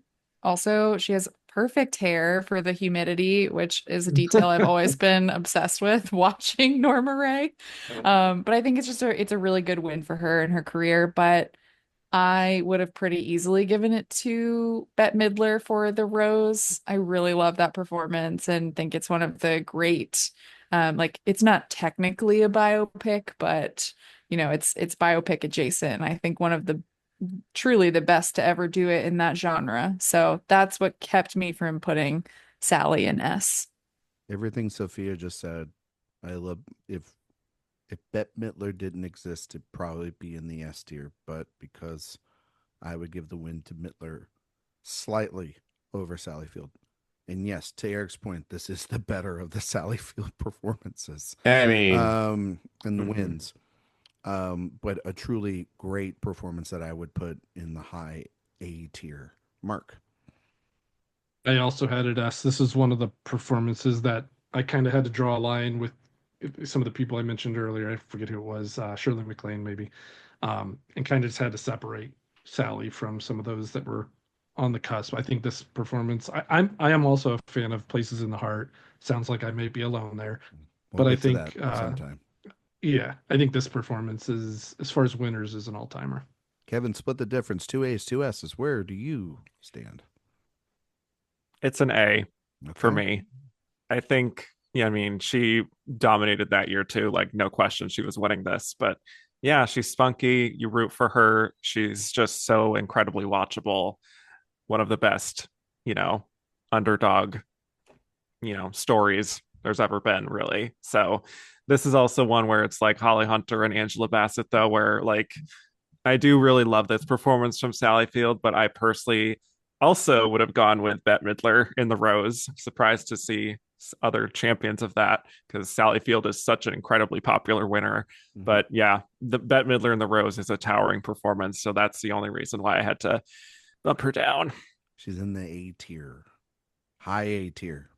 And again, when you think of Bette Midler's other Best Actress nomination, night and day.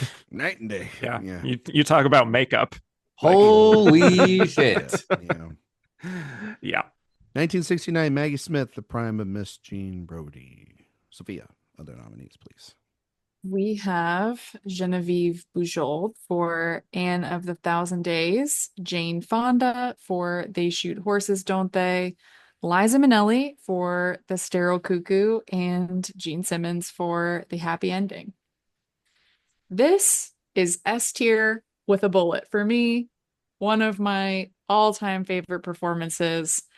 I will never forget the first time I saw this movie. I was just absolutely enthralled with this performance. And it is a very like typical, I know, movie that of course I would love, but she kind of invented Lydia Tarr. So it's S for me. Wow.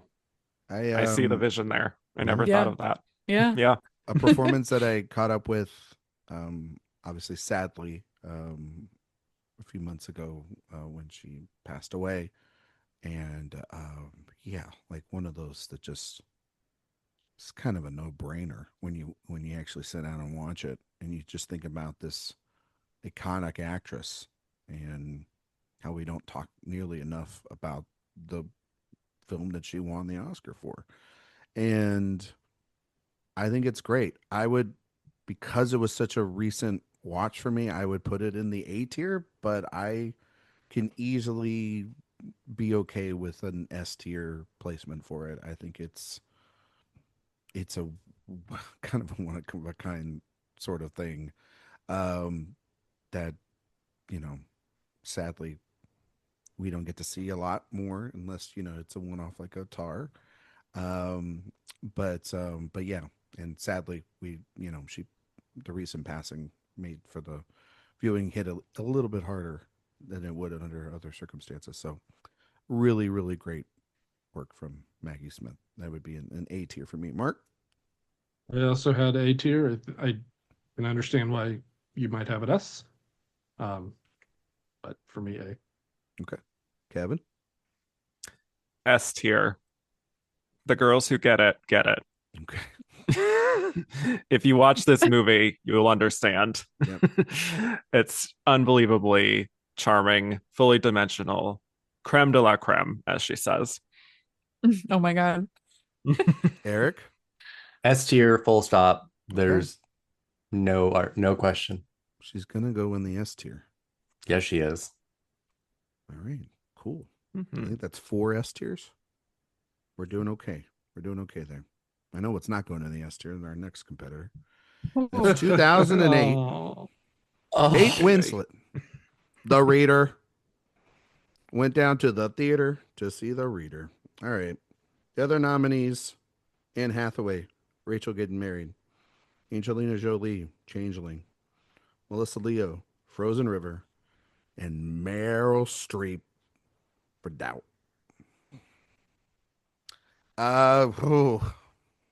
Okay. I will put this in the D tier. And here is why. I think that this is like a movie that the movie's not good. The performance isn't. But the win is technically for 2 films and for a career. And I like to think of this as for Revolutionary Road, which I think is a better performance from her. And I think that they just kind of maneuvered around and couldn't figure out which one. And this one started winning more prizes. And this is clearly a supporting performance. That is the only reason it is getting outside of the F tier for me. If it went in there, wouldn't be shocked. Clearly know where Eric's going. But I think. But yeah, this was the one I remember that year. This was the last Oscar film I had to see, and I saw it, and I just was like, God damn it, this is what we had to like. This is what we nominated across the board, and she's gonna win for this after all these performances, and still, it's it's one of those just bad performances. But it's also like the Alicia Vikander thing, where it's like I like to think of her other performance as the win. That's the only thing keeping it out of the F tier. It's in the D tier for me. Mark? So I'm very similar to what you said as far as like I've always kind of just looked at this and shrugged and, I pretend it's for Revolutionary Road despite it not being the case. I'd go B on this just because of, I think she had a great year between the 2 films and I love Kate Winslet and I think the performance is good. I think the movie's crap, but I think she's good. She's never bad. So, again, I'm sure I'll be the high person on this one, but a B it is. What? Did you not hear anything? Sorry, for half a second, I just had to, a B? Yeah, I'm going to go B. The same as Liza Minnelli in Cabaret. The same as Emma Stone in a movie he gave 5 stars to. No, not 5. Come on. You didn't give La La Land 5 stars? I've only given 5 films 5 stars. I give it a 4 now. Listen up, Mark. Mark, what are the 5 films you've given 5 stars to? Casablanca, The Godfather, Citizen Kane, Lawrence of Arabia, and 2001: Space Odyssey. Okay, so every like the straight man, sort of like doomsday. yeah. 5 films. Okay, all right, cool. Kevin, it's a D for me, personally. Why couldn't this have been for Revolutionary Road? I'm just going to echo what people have said. It just would have made this so much easier. It probably would have just bumped it to C, but it wouldn't. But still, maybe B. But, Hey. I think it's a solid B in that case. But I think Anne Hathaway is incredible and Rachel getting married. Would have loved if this was Meryl's 3rd Oscar for Doubt. That would have been a fun win. I love Kate. I do not love her Oscar win. I think she is trying it. She's trying very hard to win that Oscar. And congrats on her for doing it. I just do see the effort. Eric?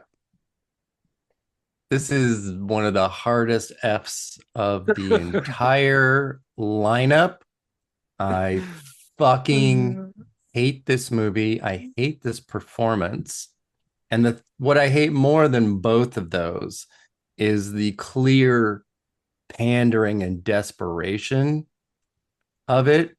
She went on Extras and was making fun of the fact that you need to do a Holocaust movie to win an Oscar, and then that's exactly what she did. It is to me is one of the laziest wins and performances and paths to get there. I do also really like Revolutionary Road. I think she's much cooler in that. There's much more going on there. I this is shameless to a degree that it should be until the end of time. Okay.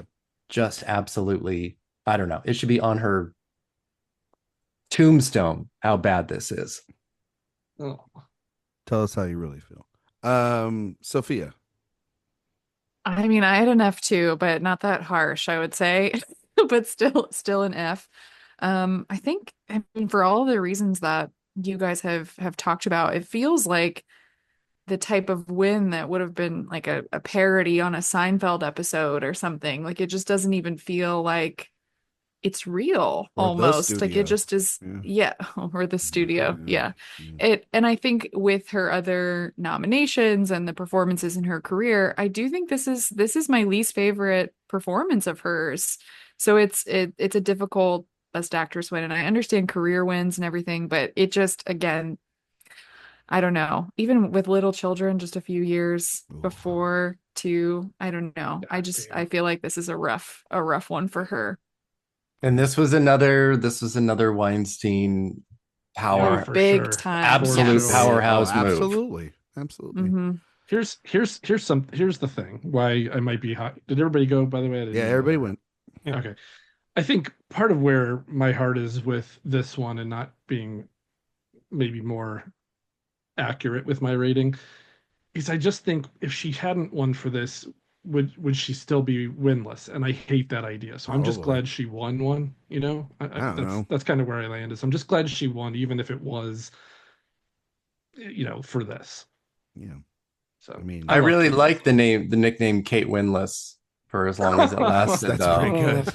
I really like that. I like her Emmy win for Mayor of Easttown. Yeah, I love that. That's a great, Mildred Pierce win. And it's a wonderful performance. Yeah. I would have loved if her Oscar win was for Steve Jobs. That would just be funny to me. That would just be like the clip. I thought you were serious. Do it, Steve. Do it, Steve. I do really like it. It's just she has so many great lead perforsaces. Yeah. That it's just like yeah. I do not like her in that. It's a Gal Gadot performance. Oh my god. I hate it. So we have 2 Fs, 2 Ds, and a B. I think it's going to lean towards a D. D sounds right. In the average, but a strong case made by Erik Anderson. At least I saved her from the F, I guess. You really, really did. You really had to.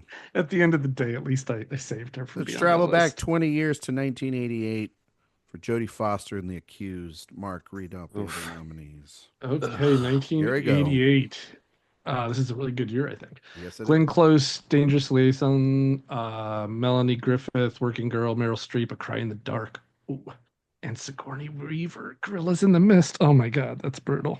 Yeah, that's a good 5. Holy shit. Yeah. And God, Jodie, I think deserves it of the 5. I mean, she's pretty fucking awesome, and even though I would love to have seen Sigourney Weaver win because I love Sigourney. Wow. But I give Jodie the A here. Whoa!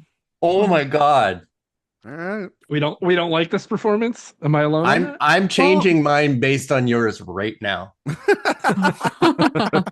Wow, Kevin! I'm not even kidding. Kevin, this is one of 2 years that I know that are very important to you. One that the listeners were hanging on every word to hear that episode. Yes. Yeah. Where would you put Jodie's win for The Accused that should have gone to Glenn Close? This is a C for me. I think she gives it her all. She goes to some really dark places in the movie, and I commend her for that. It pales in comparison to The Silence of the Lambs. Sure. And on top of everything else, Glenn was robbed. Yeah. This was the time to do it. I will never be over it.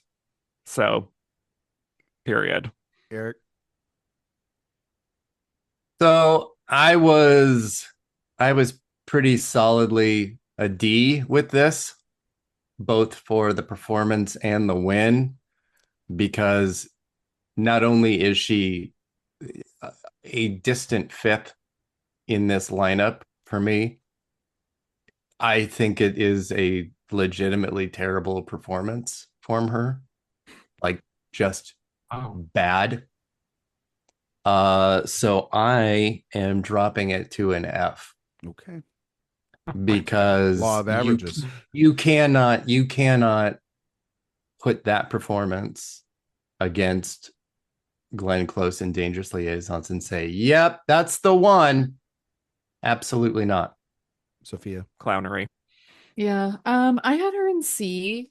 When I was planning for this exercise, I actually realized that Glenn Close in Dangerous Liaisons is my favorite Best Actress winner of the decade. Or nominee, sorry, Kevin. Nominee of the decade. I'm so sorry. My favorite nominee of the decade. You know what?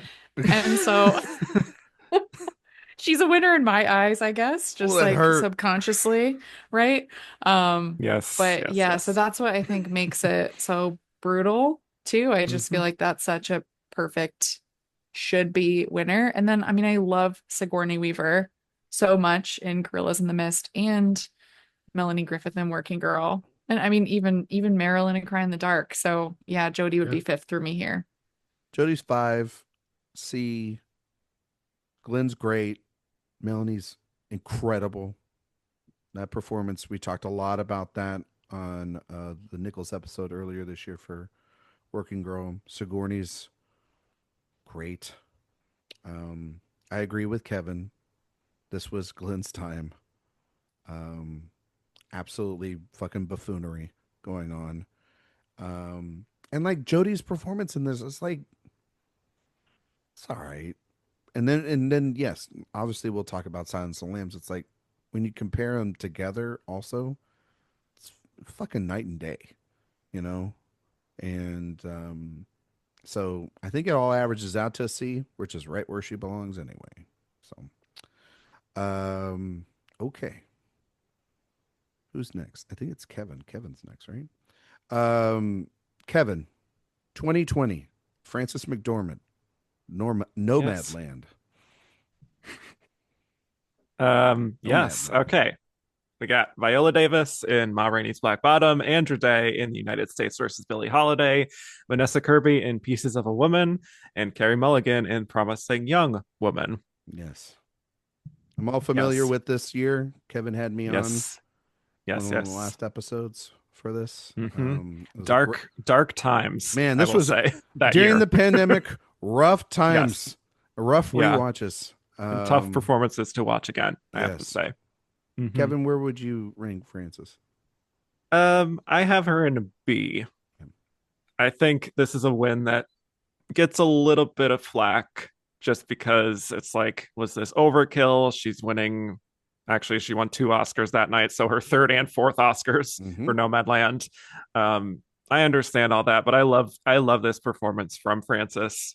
I love breaking down this performance with you, Ryan, on the show. All the internal acting she's doing, I think, is really incredible. And all her, just the reacting is something that I think she deserves more credit for. In a way, as dark as it is to say, it kind of feels like the rightful winner for the year.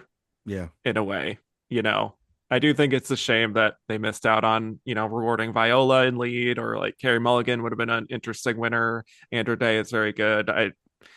But I ultimately would actually vote for Frances here in the grand scheme of things. Maybe not, towards the top of Best Actress wins of all time, but very good within that particular year. I like how Kevin didn't say Vanessa Kirby, much like every awards body who didn't give her an award during the season as well. Everybody got a piece. She won the Volpe Cup, but okay. Yeah, everybody. Oh yeah, sure, that's true. Yeah, that is true. I agree with Kevin. It's B. Definitely not the best and not the worst that Frances has ever won. Yeah, right in the middle.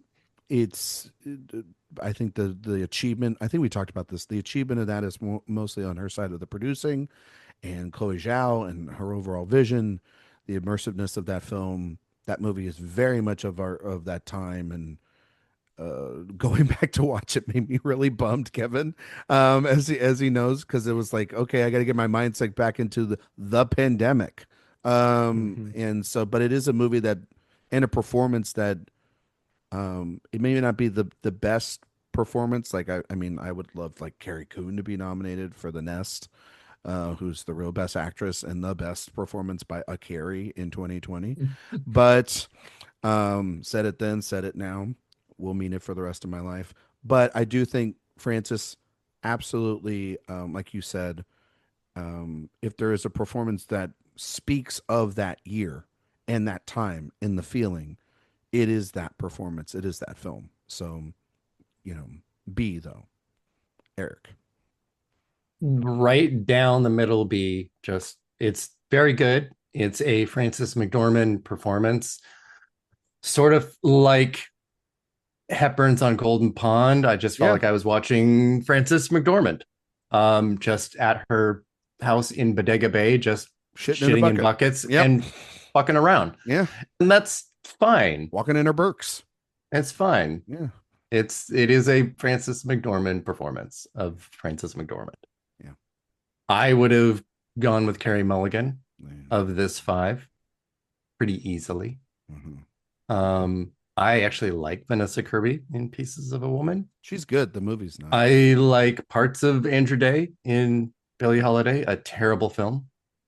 I think Davis is good, but she's a little upstaged by her own makeup and by most of the people around her. Viola got better on the rewatch for me, but not enough to go past Frances. Sophia. B for me. I actually would have voted for her this year, and I think it's a pretty beautiful, powerful performance from her, but also it's not really anything unexpected from Frances McDormand.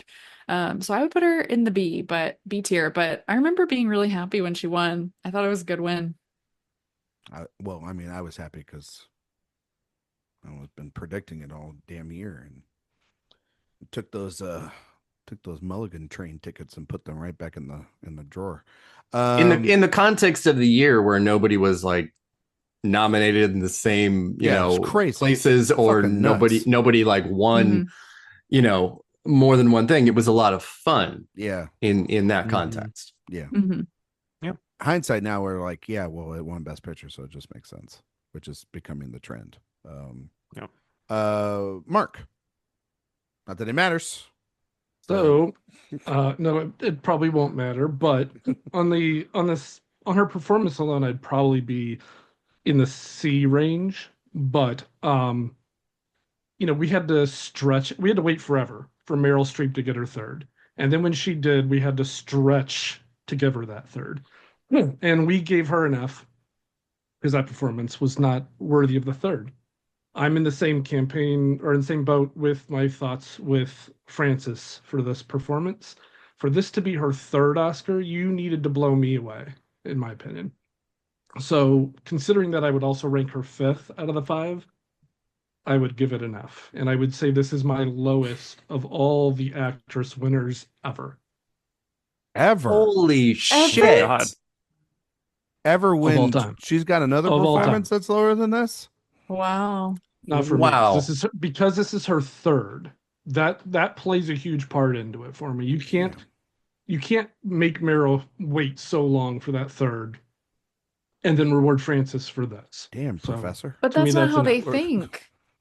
That's how That's not how it works. That's it. It's my grade, goddammit. True. My grade. Wow. And I don't like that it was her third. Well, it is this is going in the B tier. So Mark's, because we got a lot of B's here. Wow. But Mark, like Sally Bowles, I did not see that coming. No. It's one of only 2 Fs I gave out of these 49. Holy shit. And both of them were for their third wins. He's nothing if not consistent. I'll give him that. 2009, Sandra Bullock, The Blind Side. Sophia, the other nominees, please. Oh, wow.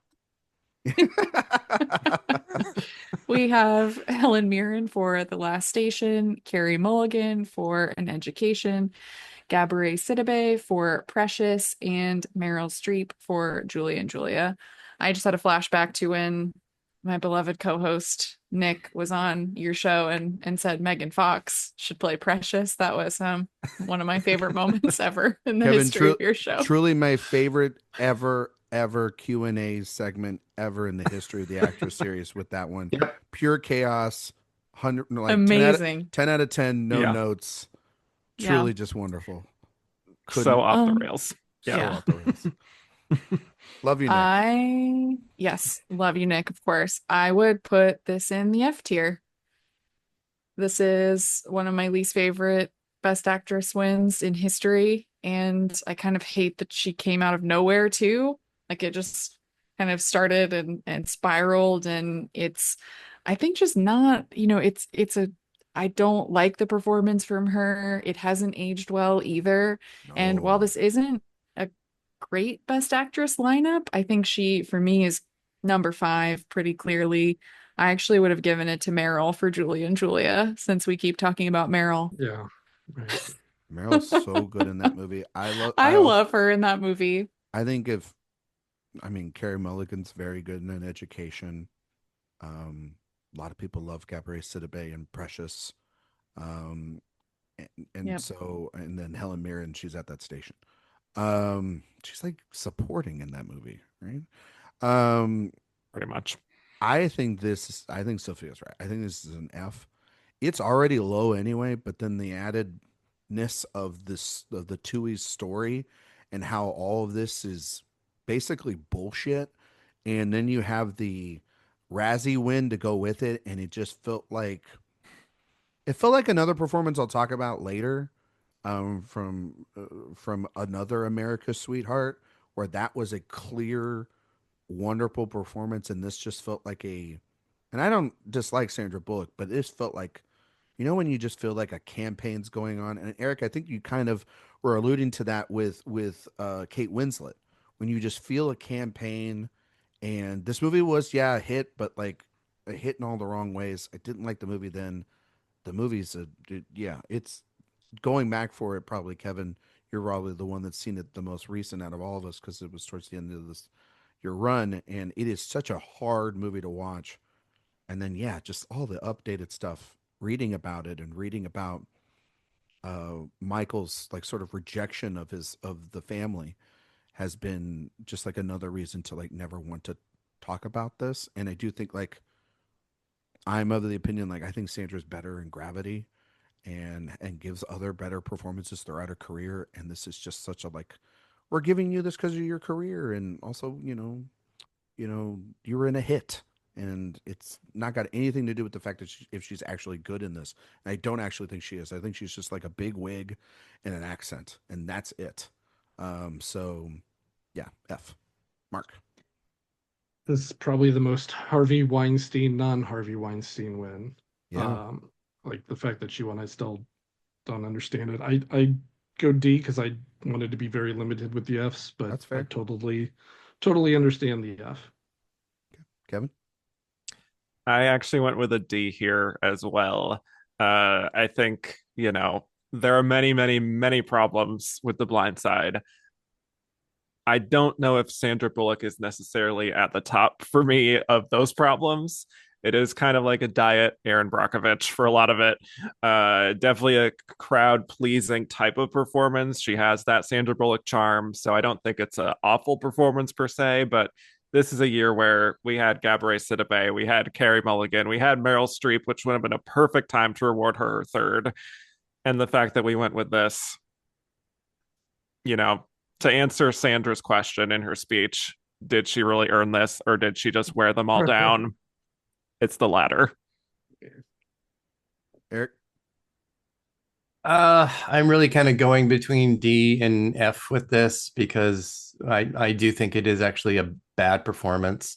It's the sort of opposite of the magical Negro story by being the worst white savior type of story that there is. I think there are just so many actresses that would have been much more interesting in this. If it hadn't made $255 million, we wouldn't even be having this discussion, because she wouldn't have won. And it would have been nominated. If she didn't have the proposal, she would not be here. And All About Steve. Yeah.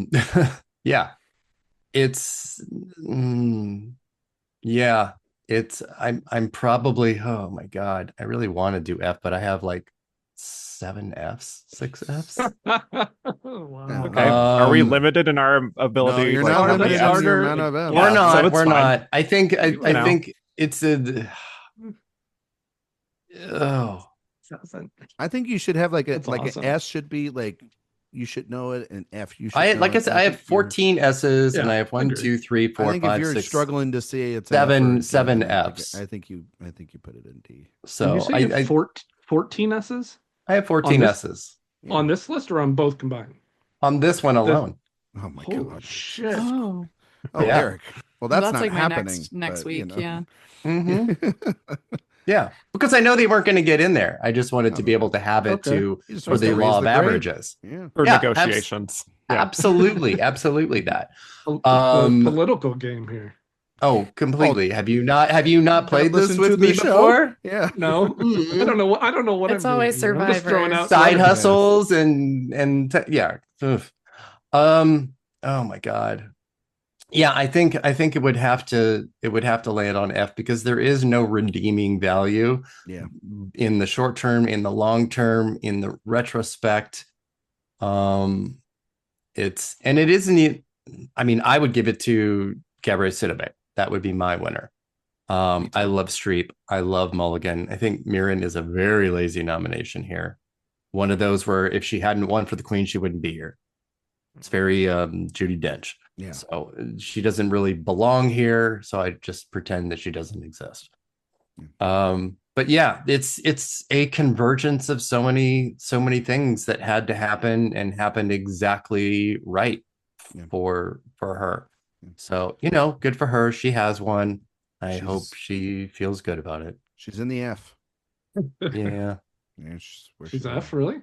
Yeah, 3 F's over 2 D's. Yeah. Oh, we had 3 F's. Yeah. Damn. All right. And there she goes. I bet she didn't see that coming. Didn't see that in her blind side. Anyway, 1927, 1928. Janet Gaynor for 3 performances. Yeah. Seventh Heaven, Street Angel, and Sunrise. Louise Dresser for A Ship Comes In, and Gloria Swanson for Sadie Thompson. I don't know. C, D, I don't know. C? I don't know. Eric, what do you think? Eric, what do you think? F. Yeah. Eric. Really? Okay. Fuck Janet Gaynor. She knows what she did. Uh-oh. What did she do? Absolutely not. Okay. I will not recount the events of the evening at the Roosevelt Hotel, but she knows what she did. Fuck Janet Gaynor. To you specifically. Right. I'm not saying any more than that. The NDA is still strong 100 years after her death. Kevin? A B. Okay. All right. After all that, Right. She has the perfect face for silent film acting, and she uses it very well. It's not shade. It's just she has a very angelic kind of face. It would have been shady to say she had the perfect face for radio. There you go. Exactly. I like her a lot in Seventh Heaven. I think that's the best of those. Sunrise, she is literally playing a character called the wife, so not a whole lot for her to do there. But yeah. Yes. This is another one where I would have voted for Gloria Swanson. So yeah, I think that would have been a really fun first Best Actress win. Yeah. So, but as is a B, I'm fine if it's a C. Whatever people want to do, I'm not really precious about this. Yeah. Mark, that's where I land as a C. I think it's just kind of a forgettable win and performance in films. Okay, Sophia. I landed on, I put B/C on my list, which is not helpful. So I'm between those two. It's but averaging I think out Gloria to about Swanson, a C right now. Gloria Swanson would have been the perfect first Best Actress winner in the history of the Oscars, which is why I don't know. I also like the Seventh Heaven performance. The other two, actually, I don't know if I've seen Street Angel. Yeah, we can, wherever you guys want to go. I'm fine with a B or a C. I agree with you about the Swanson being the great first actress winner, but her not winning is part of what makes Sunset Boulevard one of the all-time great movies, I think. So that's true. You kind of have to not give it to her. Yeah. Or it would have been a great bookend. Yeah. She could have won there too. Going in. We'll get there. Here. 1965. Julie Christie, Darling. Mark. Read the line. Great. 1965, we have Julie Andrews, The Sound of Music, Samantha Eggar, The Collector, Elizabeth Hartman, A Patch of Blue, and Simone Signoret for Ship of Fools. Yep. How badly did I fuck that up? Oh, I nailed that. That was perfect. That was very good. Wow. Yeah. I did not rehearse that at all. And have no idea if I could even say it the same way a second time. Good job, buddy. All right. Thank you. What would you give Julie Christie? Let me find that one now that you want me to wait? We're on that. No, we're good. I got it. I have it as I have it as a B. I think she's really good. I mentioned earlier I grew up in a very Catholic family. One of the films that I've probably seen as much as anyone of all time is The Sound of Music. And I am a sucker for anything with Julie Andrews, and I do think that's her best performance. So it hurts me that she lost for this, and Julie Christie won for a performance that she should have won for the year before, in my opinion, for Dr. Zhivago. So it's a little bit of a storm in this one, but I'd go B. Love the string that Marcus going on the conspiracy board there. Kevin. It's a B for me as well. I think this is a very underrated performance, for as much as a Best Actress winning performance can be underrated. Very, very naturalistic. She doesn't really have any like big classic Oscar scenes, so that's kind of interesting. Very emblematic of the time, the swinging 60s, all of that, the modern woman, but also, by the end is kind of like, trapped in this sort of gilded cage sort of thing. It's a really interesting film, I think, for me. I love how we're kind of enigmatic she is and very cool. So yeah, I think I do lean more to Julie Andrews here as my winner. I also really like Elizabeth Hartman, but Julie Christie in a way is kind of just like a perfect sort of 60s winner. Yeah. But yeah, I would go B as well. And everything you said, Kevin, just it's not the biggest performance, but Julie Christie is just so damn solid in it. I would probably give it to Julie Andrews. I think she's incredible. She probably should have had 2 or 3 Oscars, in my opinion. But I love that Julie Christie has one. And so, Erik. I give this an A. Okay. I really love this performance. I love the movie. It is also just sort of like Kevin was saying, so swinging 60s vibe fun that, if you were to watch it, whatever, in like the 2000s, you'd be like, oh, this is what Austin Powers is making fun of, like its entire time. But, you have to look at it for the time. I love it. I think it's a great performance. It is kind of crazy that Julie Andrews didn't just win a second, since they certainly had no issues with repeat wins, even back-to-back wins. It's kind of crazy. That's why if you just flip them, right? Yeah. Let Christie win Andrews and let Andrews win Christie's. Maybe. Anyway. Sophia. I also went with B. But I thought about going A. I really like Julie Christie. I just have always kind of vibed with her as an actress. And like Kevin was saying, I think that British energy of the time I really like, but I would have given the edge to Julie Andrews. So that's why I landed on B. She's going in the B tier. Yeah. Solid B. Very good B. All right. Kevin. It's time. 2018. Oh my God. Olivia Colman. The Favorite. Oh no, Kevin, could you? How did I land on this one? Is Kevin like the biggest Glenn Close fan ever? Yes, but honestly, that's was weirdly the luck of the draw of how we've been going. Was it though? It really is.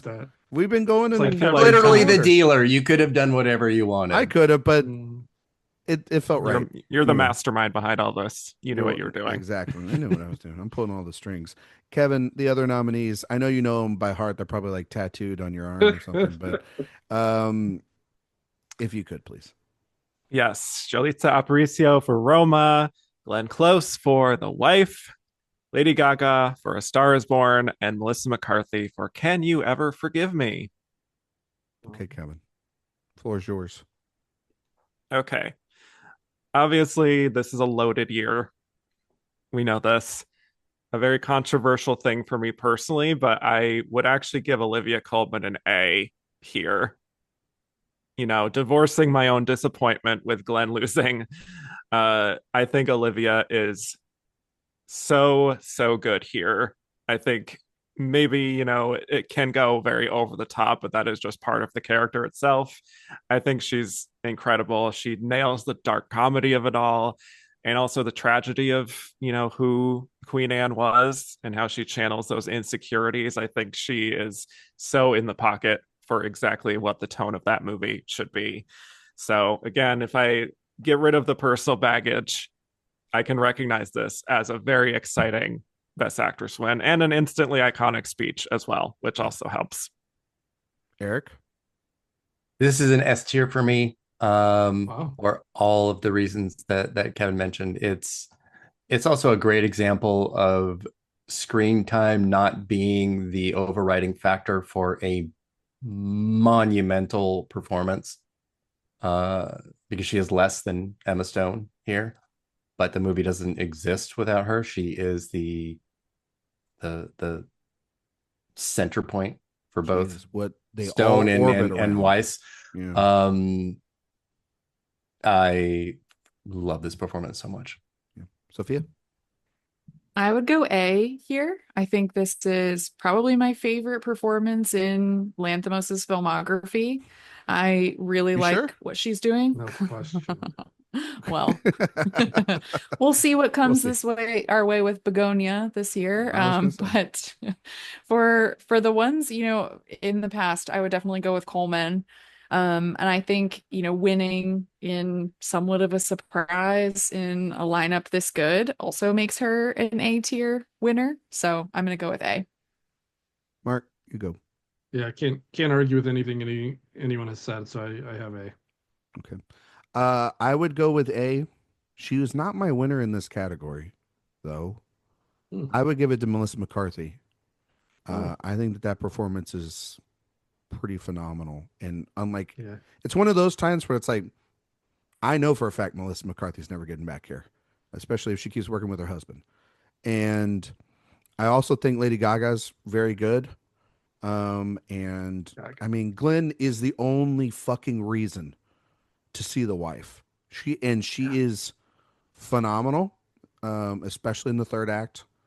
I just think that, sadly, as we've seen, Kevin, and you know this, I don't have to tell you this, like, if she wasn't just the only thing nominated for it, I think she might have gotten it. But the favorite was the overwhelming, it was the most nominated film, and Coleman was winning small prizes here or there. I don't actually think Coleman's the best in the film. I think that's Rachel Weisz. I think she's kind of phenomenal in that film. But I think Coleman is great. And what makes this an A is the race itself, the performance, the shock of the win, and the all-time speech. If there is a speech of the last 10 years that I have watched on YouTube over and over again, it is that, followed by her coming back the next year looking like the witch from Snow White, saying like it was my husband's night, like favorite night, you know what I mean? And that she just had a ball, and it was so chaotic, and it was so her. And the idea that like now Olivia Colman can be the lead in all these prestige dramas, some good, some bad, is great. And I do believe we will see Olivia Colman up on that stage again when this is all said and done. But it's just like a great moment, and I'm pretty iconic. Sadly, was Glenn wearing gold that night? Yes, she was. Unfortunately. Yeah, I'm sorry, Kevin. But it just builds upon the legacy. That's what it does. Maybe it does. Hey, it's a great part of the lore. She's got Knives Out. Maybe this is supporting actress. You never know. But yeah, I think we're all in agreement. A is where she's gonna go. And so okay. Erik, 2004, Hilary Swank, $1 Million Baby. All righty. We've got Annette Bening in Being Julia, Catalina Sandino Moreno, Maria Full of Grace, Imelda Staunton, Vera Drake, Kate Winslet, Eternal Sunshine of the Spotless Mind. So, I actually really like Swank in this. I really like the film, but it is a B for me. Not, just because of the Annette Bening of it all, but really for the Imelda Staunton and Kate Winslet of it all. Yeah. Like,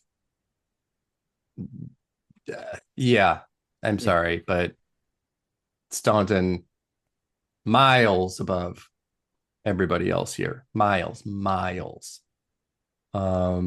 And yeah, did Swank need a second Oscar so soon? Probably not. Who needs a second one, really? Does she need the first one? Yes, actually, yes. And when we get to that, if I'm here or not, I will make my voice known about that. But yeah, a very, very solid B, but even a high B. Sophia? I'm high B too here. I love what Imelda Staunton is doing in Vera Drake. That is just like a top tier performance for me. And using Mark's logic, really of the second win, I do wonder, where she should be. I like Million Dollar Baby. I don't love it, but I do think she's really good in it. It's a very physical performance. I love her Oscar dress from that year. I do think that is one of the most iconic dresses, that backless one with the long sleeves that Whitney Port fell down the steps in the episode of The Hills. Had to get that in here. But yeah, B tier. When you cross into Mark logic, you walk a dangerous path. Yeah. So just beware. Mm-hmm. Yeah, just beware. Yeah. Mark, where are you at with this? Yeah, my line of thinking is usually all over the place. I give it a B as well. I think it's a fine performance and a good movie, and not much more. Kevin? I have it as a C, personally. I do not really connect with this performance the way that I feel like I should. I just think it's a very earnest performance. I think the film doesn't always serve her compared to this just being kind of Clint's character story more than hers. So, and then when I look at the lineup, it's such a, Kate Winslet's right there. Imelda Staunton is my winner. Catalina Sandino Moreno is incredible in her debut. Annette Bening is a hoot in being Julia. So I would have preferred pretty much most of those. This feels like a little bit of overkill to give her a second Oscar. Sorry to say. I love Hilary Swank in this film. I still would give it a very high. This would be like a B plus. The problem, I think it's the better of her wins for me personally. I think she's the physical transformation. I think that I buy into a lot of Maggie's story. Then obviously the latter part of that film, it's heartbreaking, and it goes back and forth between her and Clint, and I think it's some of Eastwood's best work alongside her. But Imelda Staunton is just like, that is maybe the best performance I've ever seen in a Mike Leigh film. It's definitely up there. And then Winslet, that would have been a great place to give Kate that. It's like right fucking there. But Staunton is, it's like that is an all-time performance. Like truly, you see, if you can find Vera Drake out there, and you watch it, because you can't. It's like either on DVD or there's no Blu-ray, and it's not streaming anywhere. If you can watch it, it is it's a movie that just kind of hits you in the mouth, and it's because of this just otherworldly performance. So I think B's where we're gonna put her. I think it's the right place. I like the film a lot. But yeah. Okay. 1929, Mary Pickford for Coquette? Is that how is that? Yeah, I get it right? Okay, cool. Yeah. Was worried about that one. Sophia, the other nominees. We have Ruth Chatterton for Madam X, which just makes me think of Madonna. Betty Compson for the Barker, Jean Eagles for the Letter, Corinne Griffith for the Divine Lady, and Bessie Love for the Broadway Melody. This is one of my Fs. I'm just gonna come right out and say it. I think this is a really rough performance. And it's unfortunate too, because Mary Pickford is a legend, really. But this being this win, what it is, this is my second worst. I have Louise Reiner right at the bottom, Mary Pickford right above her. Okay. Yeah. F. It's pretty. Yeah, it's an F. I don't need to say much more. I'm not going to give her much more time than that. Mark. D, to emphasize how awful the Frances McDormand and Meryl Streep third wins are. Wow. Goodness. Good Lord, Marcus. Kevin. It's a F. All due respect to Mary Pickford for being like the original Queen of Hollywood, but like this is quite literally a political win. Like she wined and dined the Board of Governors and they gave her the win. That's literally how it happened. Yeah. So, and as a performance itself, I think it's incredibly self-conscious. She feels like she is completely lost, acting in a talkie. So it's just a brutal watch. So, yeah. Erik. This is an F. And the first 3 years of this category are just kind of really show the growing pains of what what the original intent was of the Academy Awards, which actually these wins are very representative of that. And then it was later that I think they were really trying to break out and be a little more performance based than Bride and Glad handing based, but shit performance. Yeah. Goes in the F tier. Yep. 1986, Marlee Matlin, Children of a Lesser God. Jane Fonda, The Morning After. Sissy Spacek, Crimes of the Heart. Kathleen Turner, Peggy Sue Got Married. And Sigourney Weaver for Aliens. One of the most badass nominations ever in this category. I love that nomination. That nomination. This is C for me. I think that I would Kathleen Turner or Sigourney I would give it to. It's like I get it.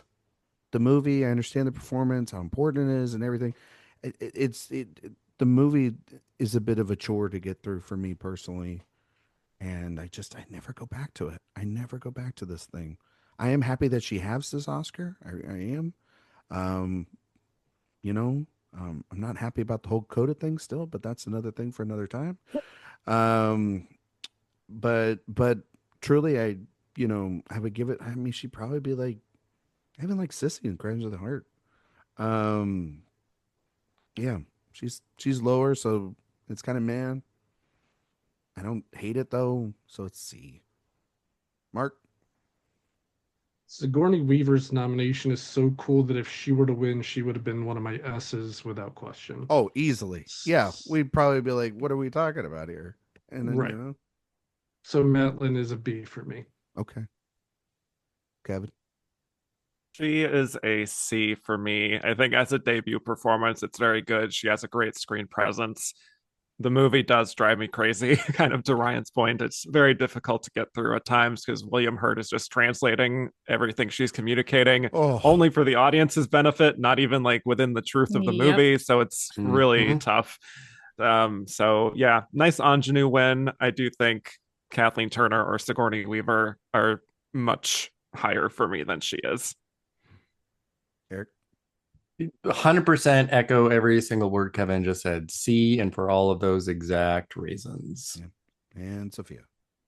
C, for all of those reasons. Her presence is totally squashed by William Hurt and his performance here and what the story is doing. So C.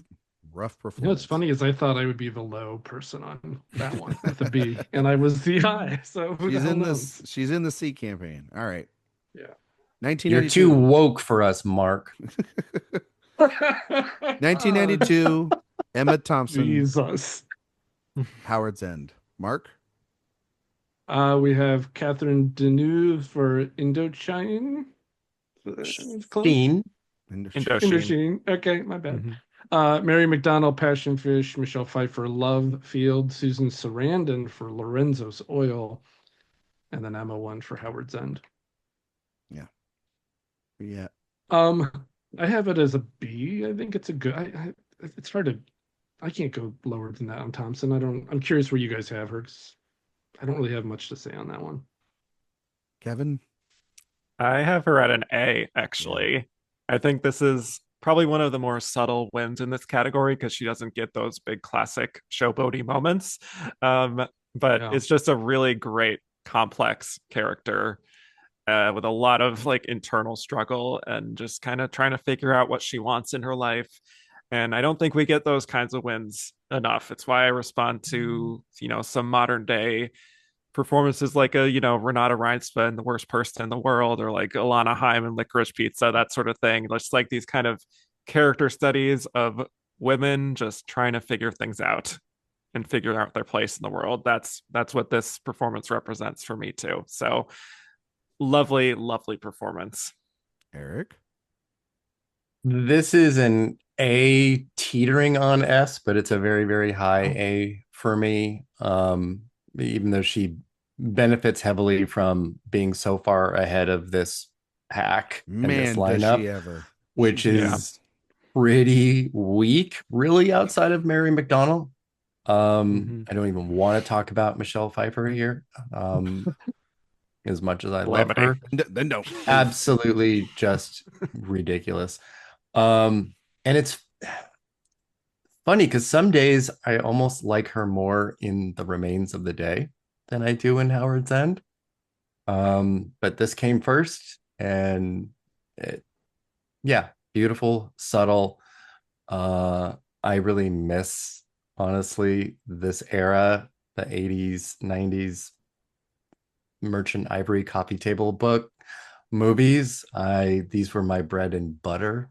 At the time, I was just a costume drama queen and ate them up. And I love her in this. Sophia?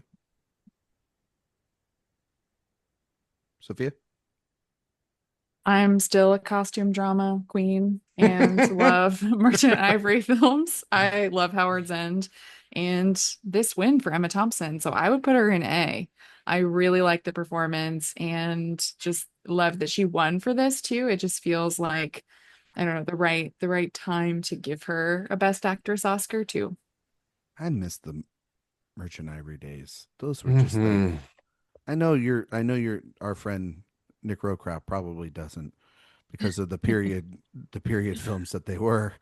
But I'm working on it. Yeah, I know you're working on it. We're all trying. But there was just something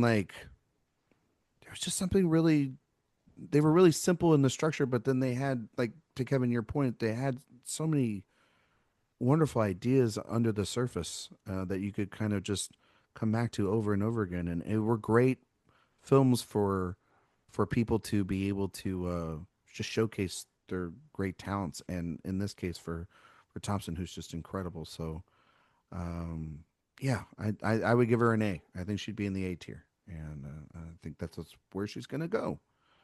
1942, Greer Garson, Mrs. Miniver. Kevin Jacobsen. Okay. Oh, Greer. All right. Let's see. I can't believe Kevin got Greer too. Unbelievable. All right. Here we go. Bette Davis for Now Voyager, Katharine Hepburn for Woman of the Year, Rosalind Russell for My Sister Eileen, and Teresa Wright in The Pride of the Yankees. So I have a bit of a rocky relationship with Miss Garson. I've sort of made it known on my Best Actor series. Not my cup of tea. I find her rather dull in a lot of performances, at least what the Academy nominated her for. So Mrs. Miniver, I think, is probably her best that she was nominated for. So I'm glad if she was going to win for something that it's this. And this was another one that's like right performance, right time. It's World War II, British, stiff upper lip, holding down the home front. She represents all of that. So I think it is a very good performance. I think I would give it a B ultimately. And also wanted to note, kudos also for her getting up there on Oscar night and delivering her Sermon on the Mount and just like speaking for like 5.5 minutes. And yeah, just taking her time. Erik? I think I actually land at a B as well, but yeah, she is dull as dishwater. So it's thank you. I don't know.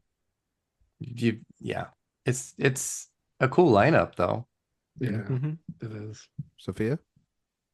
I'm actually going to land on A here. I actually like this performance and the win. I think that the reason why I would give her an A is because, if you're looking at her career, which yes, she is dull as dishwater in many of her performances. You cannot make me watch Blossoms in the Dust again. Like that time has come and gone. But at this point in time, they didn't think she was dull. The people loved her. She was box office queen, MGM queen. She ruled this year. And for a woman to win Best Actress for the titular Best Picture winner, how often has it happened, right? Annie Hall and Honora, like it's pretty rare. So I think that's really cool and historic. And she really brought together American people and British people in World War II too. So this performance has a lot of power. And she kind of also invented the Don't Worry Darling scandal because she married the actor who played her son. So it's kind of wild all around as a story too. This, who Greer was at the time. And yeah, I think winning for your best nomination and I think she had 7 total. And I'm really sad that Adrienne Brody broke her speech record. And I wish we could stretch the bounds of space and time and have the two of them together on Actors on Actors and really just see who they would thank. 16 hours. They'd be the whole episode. I love both of those performances and their chaos. So I'm going A. Mark? Yeah, I would probably fall B mainly because she helped Teresa Wright win her only Oscar. Teresa Wright was like my crush of that decade. Not that I was alive, but I loved. She was a very Teresa important Wright. person for you. Okay, she was. Yeah. So, but it's a good performance. So B. All right. Okay. Well, I would go B as well. I think it's a very good performance. I'm not going to have drinks with Greer Garson. I'll tell you that. That'd be a boring night out. But no, I think she'd be fun. I think her roles are boring, but I think she is fun. No. I think you pick what you are. But I think she's very good in the film, and I think the movie's not as. I don't remember where we put it. We put it in B. We put it in B. She deserves to go right there where the film went in sounds B. Right. Sounds about right. Okay. Judy Holliday, born yesterday, 1950. Erik. Oh, of course. You're up. Of course. It's just how the sheet's going. Yeah, you keep saying that, but just saying. Sure. All right. We also have Anne Baxter in All About Eve, Bette Davis in All About Eve, Eleanor Parker in Caged, and Gloria Swanson in Sunset Boulevard. Okay. Hell. Here we go. So I might as well just add to the controversy of me picking Holiday over both Davis and Swanson on Kevin's show and put her in my S tier. Jesus Christ. Oh, fuck's sakes. Mm-hmm. I obviously love the performance and the shock and ability of her to win over both of those is what puts it from A to S for me. That's crazy. And that's all I have to say on that. Good for you, girl. All right, Sophia. I would go A actually for Judy Holliday because I also love this performance. I think it's so much fun, and for a comedic role to win here, and this comedic role is pretty great. But she is third for me after Bette Davis in All About Eve, and of course Gloria Swanson in Sunset Boulevard, who, if she would have won, it's possible could have been my favorite Best Actress winner of all time. So that's what's keeping her from going up to S for me. But I also feel like I have to put her in A for the same reason that I was teetering on A for Susan Sarandon, which is that she won in arguably the greatest Best Actress lineup of all time. So I'm going to go A. I'm going to give her a B. It's a good performance, but I'll knock her down 2 grades for Swanson and Davis. That's it. Outside of that, very good performance. You're right, Eric. The audacity of beating those 2 women. It's kind of insane. Even Anne Baxter, who I think is very good also in All About Eve. Anne Baxter's great. Yeah. Eleanor Parker is good. I like Eleanor Parker They're all too. good. Mm-hmm.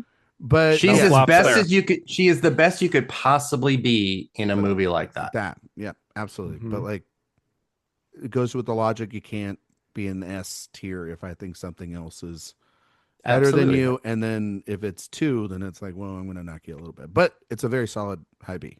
So, Mark. Yeah, beating 2 S's, I can't go higher than a C. I think it's a good performance, and I like the movie a lot.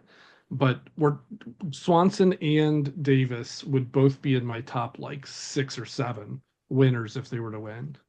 So that's I hate to say, but to me that's atrocious. So it's a C. Kevin. We have an S, an A, a B, and a C. C.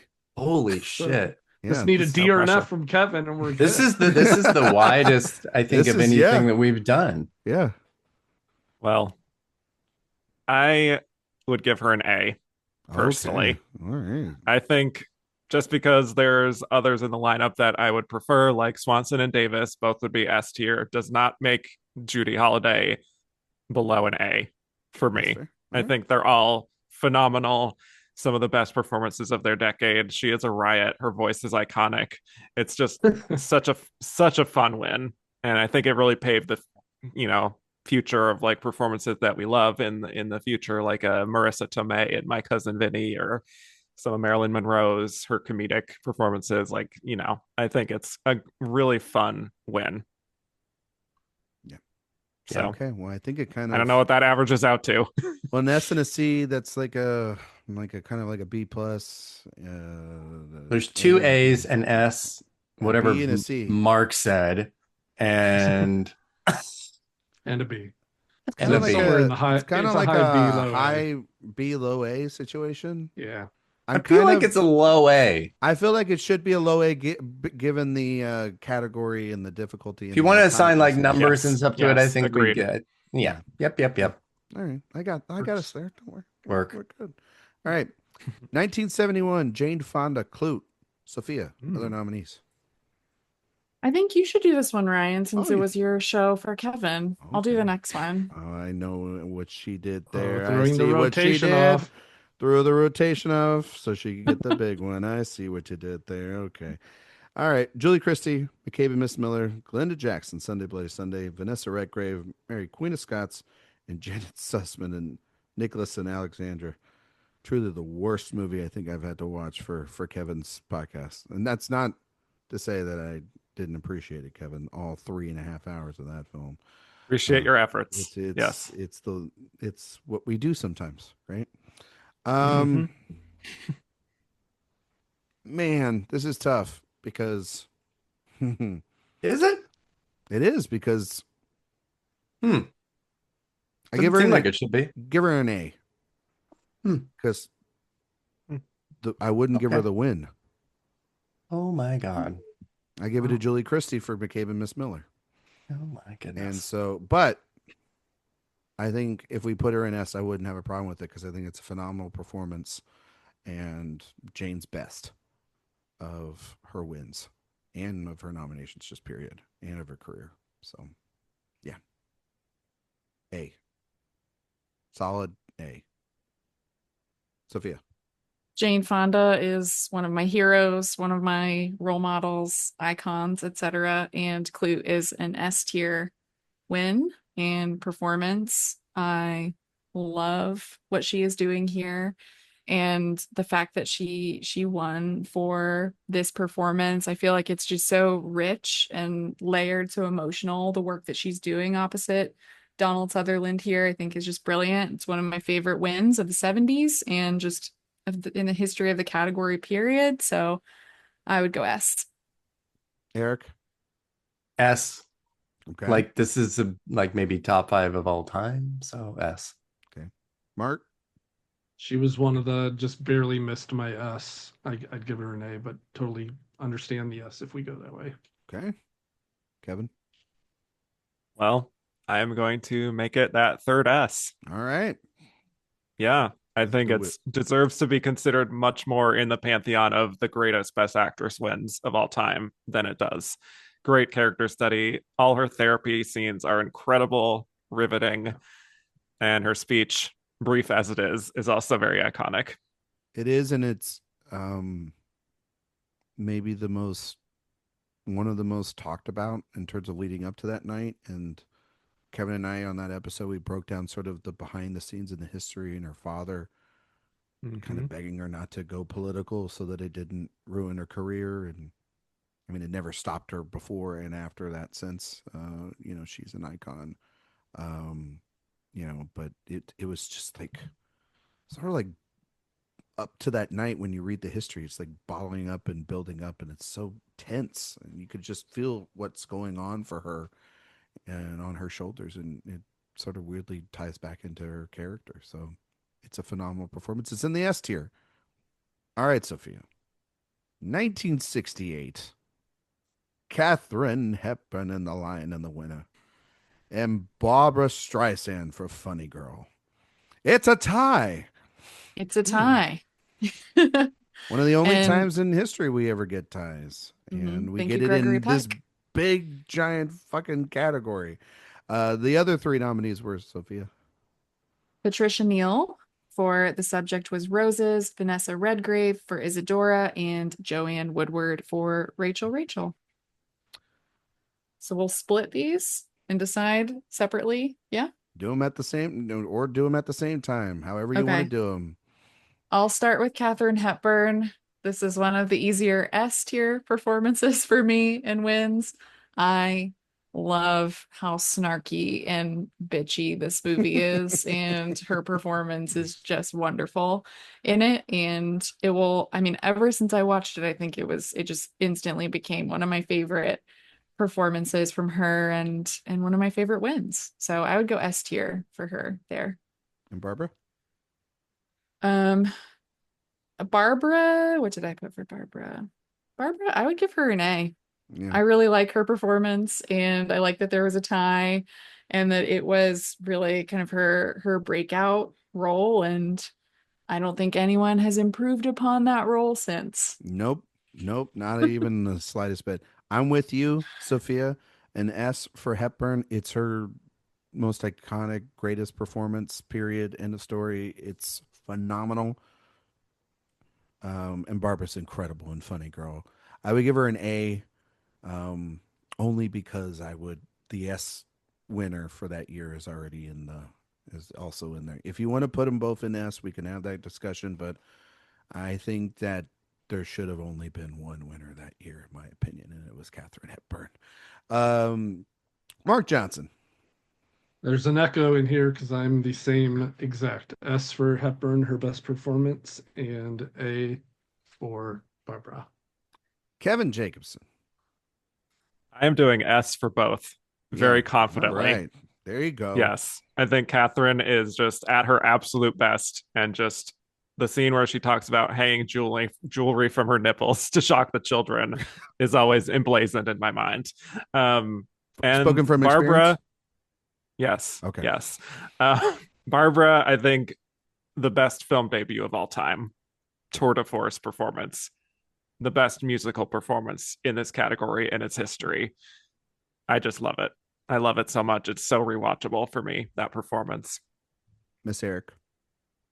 This is a double S for me as well. Yeah, I think in retrospect, I've modeled my life after Hepburn in The Lion in Winter in more ways than I can imagine. Glad somebody said it. You catty bitches. It is foundational. It should be really gay foundational, this performance in this film. And on the other side, so is Funny Girl. Foundational, opposite ends of the spectrum of the homosexual experience. Yeah. Gay rights. That's awesome. Yeah. Absolutely. I do think. And just the lore of Streisand winning in this tie, truth or not, is impossibly fun and amazing. Yeah. Per the sort of averaging out, clearly the first time ever somebody has been in the S tier is Katharine Hepburn. She got a 5 out of 5. Unanimous. Yeah. And then Barbara will be going in the high A tier. If we have a spot, I believe she will be the first one on call to move up if we have to. Funny story. Funny story about a funny girl? Okay. Liza Minnelli's in our S tier and had 3 S's and 2 B's. You think that's not as good as 3 A's and 2 S's? That is fair. I think 3 A's and 2 S's is better than. But that's me. Something to look Something to think about. Maybe. All right. We'll think about it. We've got time. Mark's going to remember this for a full week. What's a poker hand look like? Is that can we like? I don't need you talking about that sports. Case, in that case, the 3 S's full house would win over the 3 A's. Exactly. Yeah. So. Those are aces. So fair assessment there. I'd be willing to bump up Barbara just because of the tie as well too. The difference though is the secondary grades are 2 B's versus 3 Guys, A's. we have so many performances to go. Yeah, we're at 3 hours and 22 minutes and we still have like 12 Hurry left, the fuck up then. Let's go. We've got like 9 God. left. 2021, Jessica Chastain, The Eyes of Tammy Faye, Mark Johnson. Read the nominees. It's a big. Oh, I have to do the things first. Okay. I'm gonna give her a B. Spoiler alert. And the nominees are Olivia Colman, The Lost Daughter, Penelope Cruz, Parallel Mothers, Nicole Kidman, Being the Ricardos, and Kristen Stewart for Spencer. All right, so you gave it a B. Yeah, I think she's good. Okay. Kevin Jacobsen? It's a C for me. I think it's it feels like a performance that's a bit out of fashion for the time. For me, it's just very, and the makeup is a little wonky too. Like that's not really her fault, but still it's distracting. It feels right. I feel like they kind of just defaulted to her as the safest option. I personally would prefer Olivia Colman or Penelope Cruz that year, but I get why they landed on her. A little bit of a career achievement too. Sophia? My winner for the year, Alana Haim, is not here. I would give Jessica Chastain a C, put her in the C tier. Would have given it to Penelope Cruz. I also just feel like this is the type of, it's just one of those kind of lazy wins from the Academy. Subpar biopic. She's had she's had such great work in other nominations and just in her career. So this is a C for me. I'm going to give it a C. Not the worst sort of career win someone could have. And I'm happy that Jessica Chastain has one, so then that like pisses off Grace Randolph. But which is fair.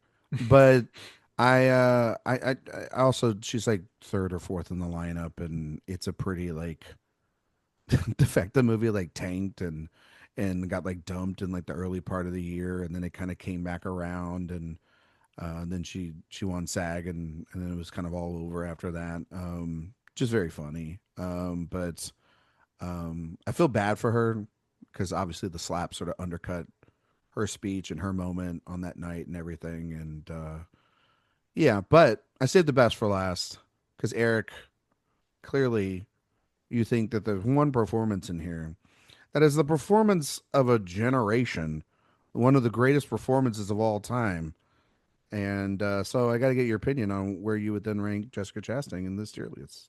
Oh, do you not mean that I think that Chastain's performance as Tammy Faye Baker is one of the best of all time? I thought that's what I wasn't talking about that one, Mr. So Spencer. I don't hate Chastain in this. I think she is incredibly earnest in this performance, and that goes a long way.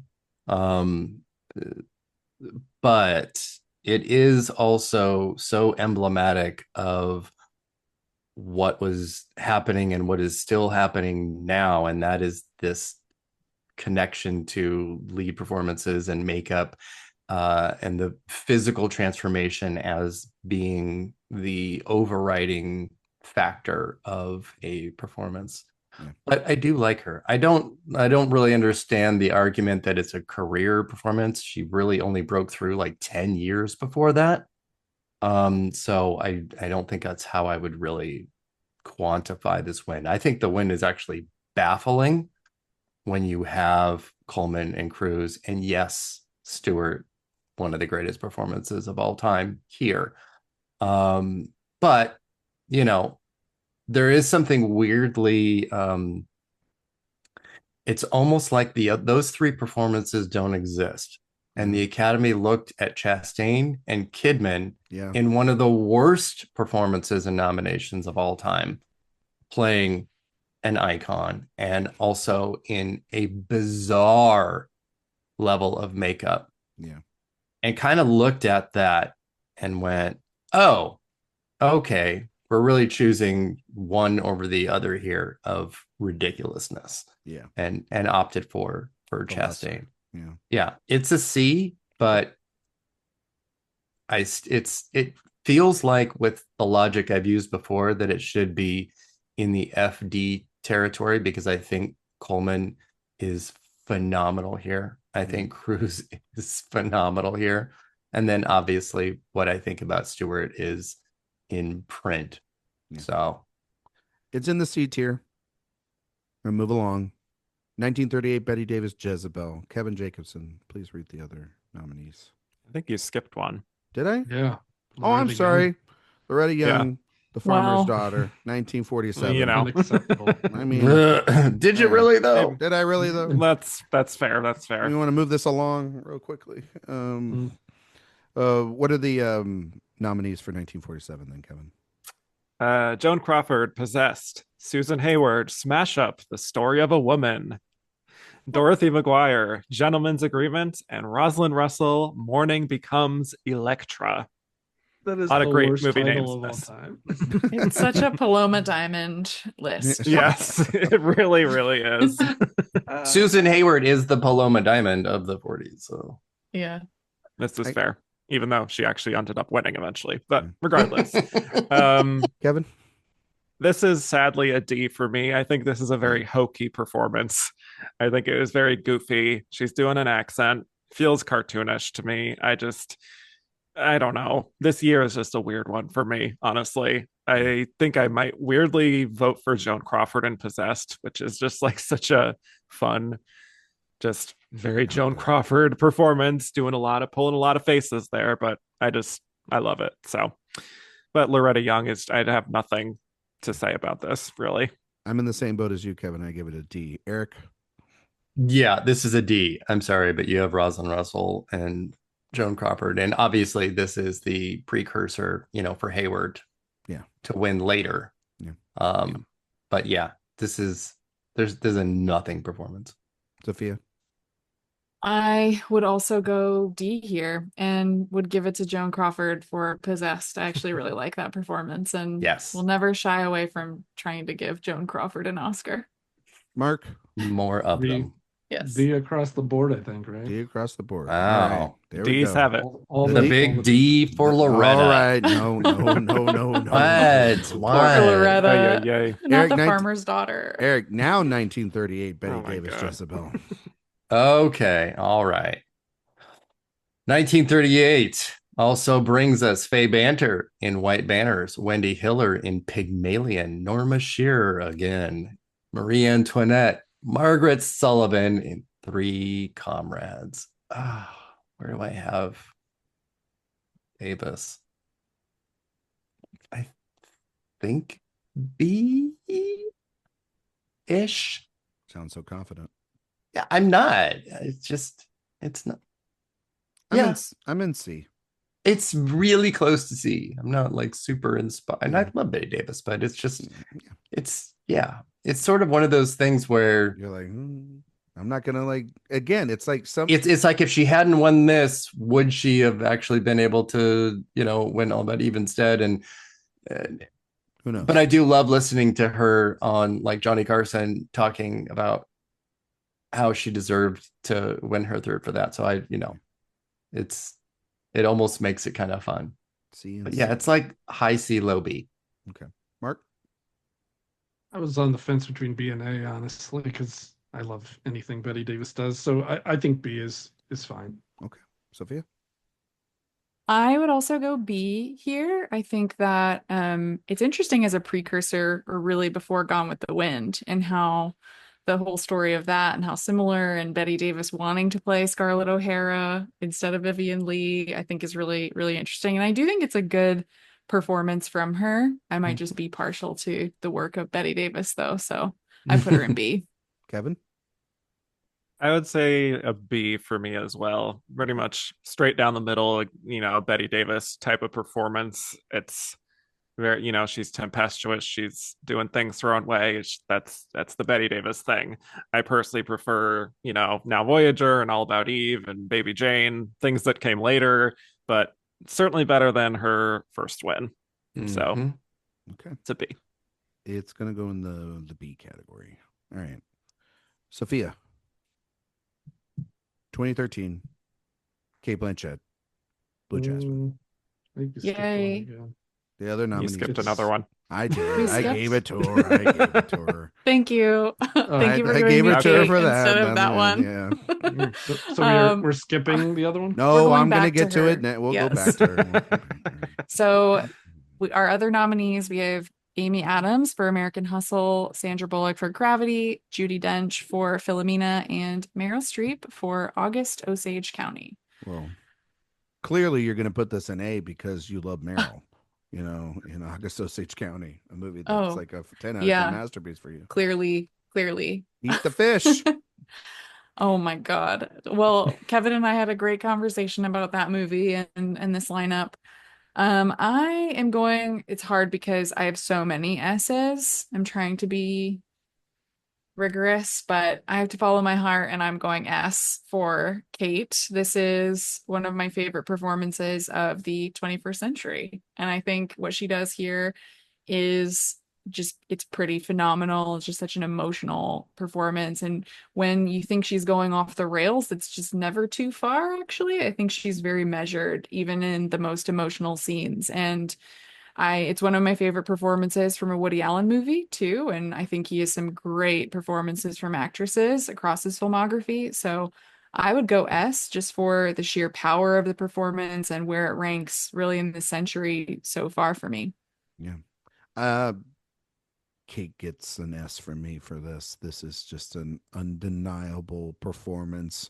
I remember that year, and they're trying to be the smear campaign because she was working with Woody Allen, and there was all these things, and And it's like, yeah, you can maybe stop the film from getting a bunch of knobs, and you can stop like other people, but like this was such an undeniable force of a performance, and one that when you watch her, you're like, oh my God, yeah, it's from one of the greatest actresses we have working today, period.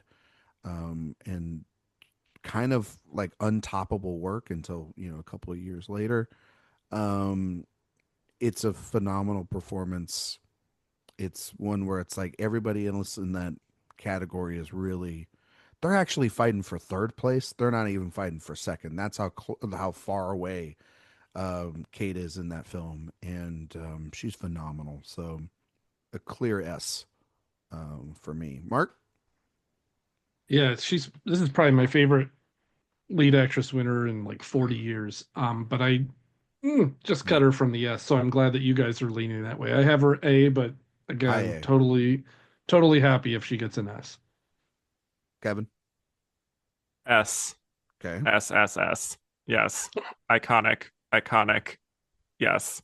I'm glad that other people feel that way too, because I was like, is this like too soon? But then I remember it's been 12 years, so I think that's what held me back. I think I'm like, is it too soon to give an S to something like that? But it's never too soon if it's in your gut. It's what you feel, and when you see a performance like that, you're like, holy shit! Yeah, like nobody can do that. Eric. An easy S. This is actually my favorite Blanche Dubois performance. So, yeah. Fair. SSS. All right. 1941, Joan Fontaine, Suspicious. Betty Davis, The Little Foxes, Olivia de Havilland, Hold Back the Dawn. Greer Garson, Blossoms in the Dust. And Barbara Stanwyck, Ball of Fire. Blossoms in the Dust. That's a Paloma fucking Diamond movie if there ever was. Have you seen Blossoms in the Dust, Ryan? No, I have not seen Blossoms. You need to watch it because Greer's playing a Texan. Oh, for God's sake. Derogatory. Yeah, that's that's not complimentary. I give it a B for Joan Fontaine. I think, good performance, fine year. Not one of my top tier Hitchcocks, but very good nonetheless. B. Mark. I love Suspicion, and I love her performance in it. I win A. Okay. Kevin. This is wild to me. I have her in D. Whoa. I do too. I think this is a makeup win for Rebecca. I mean, kudos for being the only person to win for a Hitchcock film. That's fun trivia. I just think it does not thrill me. It is a very reactive performance, I'm sorry to say. I just don't really get much from her. I think Barbara Stanwyck was right there for Ball of Fire. I think Betty Davis was incredible in The Little Foxes. So, sorry. I mean, great. Yeah. All right. Eric. D. All right. Sophia. Oof. That was a hard D. That was a very hard D. Oh no, not again. Not again. No more hard D's. D for me. I think she's kind of sleepy in this performance, and I love Barbara Stanwyck as the great sugar puss O'Shea in Ball of Fire, one of my favorite character names. So, Mark, what did you give it again? I gave it an A. Okay, and then I gave it low B, a B. C. So a C. Yeah, I think it's a low C, but it's probably a C. Thanks to Mark. It's a C, yeah. Well done, Mark. We're in the last five. Last five of this episode, down the home stretch. Mark, 1949, Olivia de Havilland, The Heiress. Let me get over there. 1949. We had Jean Crane for Pinky, Susan Hayward for My Foolish Heart, Deborah Carr for Edward, My Son, and Loretta Young, Come to the Stable. I don't think I've seen four of these five. Cool. Come to the Stable. No one has. You do not need to. Okay, I'll give it a B because I love Olivia de Havilland and she's good in that, and I don't know the other four, so I would assume she's the best of the five. Sophia. This is it's so hard. I think I need to chill with my S's potentially. I'll see where you guys go, but I would consider S for this one. I'm gonna go high A. I really like this performance and this movie. Yeah. Eric. It's a B, and I say that as somebody who's not a huge Olivia de Havilland fan. But this category this year is comical, where the runaway. Yeah. There didn't even these four are just window dressing. Yeah, I give it an A. I think it's a great performance in a very, very good movie. I love this movie. One of Scorsese's favorites, by the way. Kevin Jacobsen. It's an A for me too. Okay. Very, very deserved. Zero competition. Just wiped the floor. She probably got 99% of the votes. It is. Yeah. Just I especially love when she's marching up the stairs at the end of that movie with that look on her face. If anyone deserves to see the tallies, it's you, Kevin. You've done all this work. I've been saying they should let you do it. They should let you do it. Yeah, I can sign an NDA. Yeah. Well, you'd still tell us. None of that. We'll talk offline. So 3 A's, a B, and Mark, what'd you give it? A C? B. B? Okay. I think it's going in the A tier. Yeah. All right. Kevin, 2002 Halle Berry Monsters Ball. 2001. Oh, 2001. Yes. I'm sorry. Yes. Yes. Sorry. Okay. It's all good. Judi Dench in Iris, Nicole Kidman in Moulin Rouge, Sissy Spacek in The Bedroom, and Renee Zellweger in Bridget Jones's Diary. Very fun lineup. Halle Berry. Yes. Unfortunately, this gets a C for me. Obviously, it's an iconic Oscar win and a groundbreaking one. On a rewatch, I really don't think this movie holds up at all. I think it's a very, very bad script. She is doing her best. The relationship with Billy Bob Thornton just does not work for me, which is kind of like part of the point. So that's not great. But, she gets her moments. I don't know. The movie really rubs me the wrong way. And I just think I would have preferred a Sissy Spacek or a Nicole Kidman in this category. I agree with you, Kevin. It's a C. I acknowledge the historic nature of this performance, the night itself too, her and Denzel winning that night. But the performances inside that movie is not the best. In the lineup, it hasn't aged particularly well. That script is pretty fucking rough. And that was a great episode, great conversation that you had. Thank you. Really go and listen to that episode that Kevin had. It really broke down a lot of, I think, the issues that film has now that it's aged over 20 years. Just real damn shame. Though I'm very happy that Halle Berry won. It's for a performance that is so devastatingly middle of the road now. Erik. So I go to bat for this performance more than most. I completely agree that I think the script is terrible. I think the metaphors are ridiculous. I mean, how many birds in cages do we need to see for trapped women? Period. But there is an aura of a very, very classic Best Actress performance and role and movie in this that I can't escape. I think Halle Berry is also fantastic. And while maybe not elevating the material, is so far above it that I think she's pretty fantastic. It actually gets an A tier from me, despite the movie, I think, being pretty bad. I don't care really very much about how something is aged. That's not a big consideration for most of my choices. I think she's great. Yeah. Sophia? I haven't seen Monsters Ball in a really long time. But I put her in the B tier because I think I wouldn't give her the win. I would give it to Sissy Spacek for In the Bedroom. I think that's such an incredible performance and would have been a great win for her. I remember thinking that Halle Berry was good in the movie, and I also just, in a similar way that I did for Greer, and bumping her up for just history and the time and what the win meant and felt like. I think for Halle Berry, like, this was a huge historic moment. And I think that when we're thinking of history at the Oscars, you have to consider that a little bit, or at least I am in my tiers. So I went B. Mark? I think it's also just a really cool lineup. Yeah.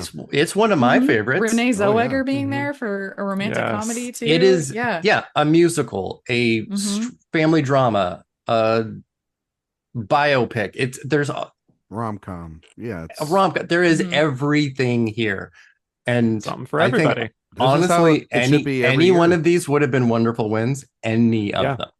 Yeah, I agree. Mark? Yeah, I echo a lot of what you guys have said. I don't like the movie. It was not an easy watch, but Halle Berry is phenomenal. And considering the weight of, her being the first and still only Black actress to win this category, I gave it an A. Okay. I think it averages out to about a B. So good for her. Good for her. And Monsters Ball in the B tier. B for Barry. Okay. Erik, 1961, Sophia Loren, Two Women. The other nominees, please. All right. And then we have Audrey Hepburn in Breakfast at Tiffany's, Piper Laurie in The Hustler, Geraldine Page in Summer and Smoke, and Natalie Wood in Splendor in the Grass. This is an A tier for me. Oh, historic or the nominees. I'm sorry. No, for Lauren. Okay. Yeah. Historical context is fantastic. As much as I love Hepburn, it would have been a really kind of fun win. And Laurie, I don't know if I would. That would be my top three, but Natalie Wood is actually really good in Splendor in the Grass. So yeah. Sophia and Geraldine Page is there. Yes. Yep. Yes. So. Yes. Sophia. He is. I would also go A tier. She would be, not just because my name is also Sophia and spelled the same way, but I think this is a really great performance, and she would be my winner in this category. So yeah. I also think it's rare that foreign language performances win here too. So I give her that edge as well. So A. I give her an A as well. I think it's pretty iconic performance and in a good year. And yeah, international foreign language nominees never win this category. And I mean, when she walks out with the winners for the Winslet year, and she walks out, she's just obviously a diva and a legend, and it's just one of those performances I think about when I think of the category, and she's wonderful in the film.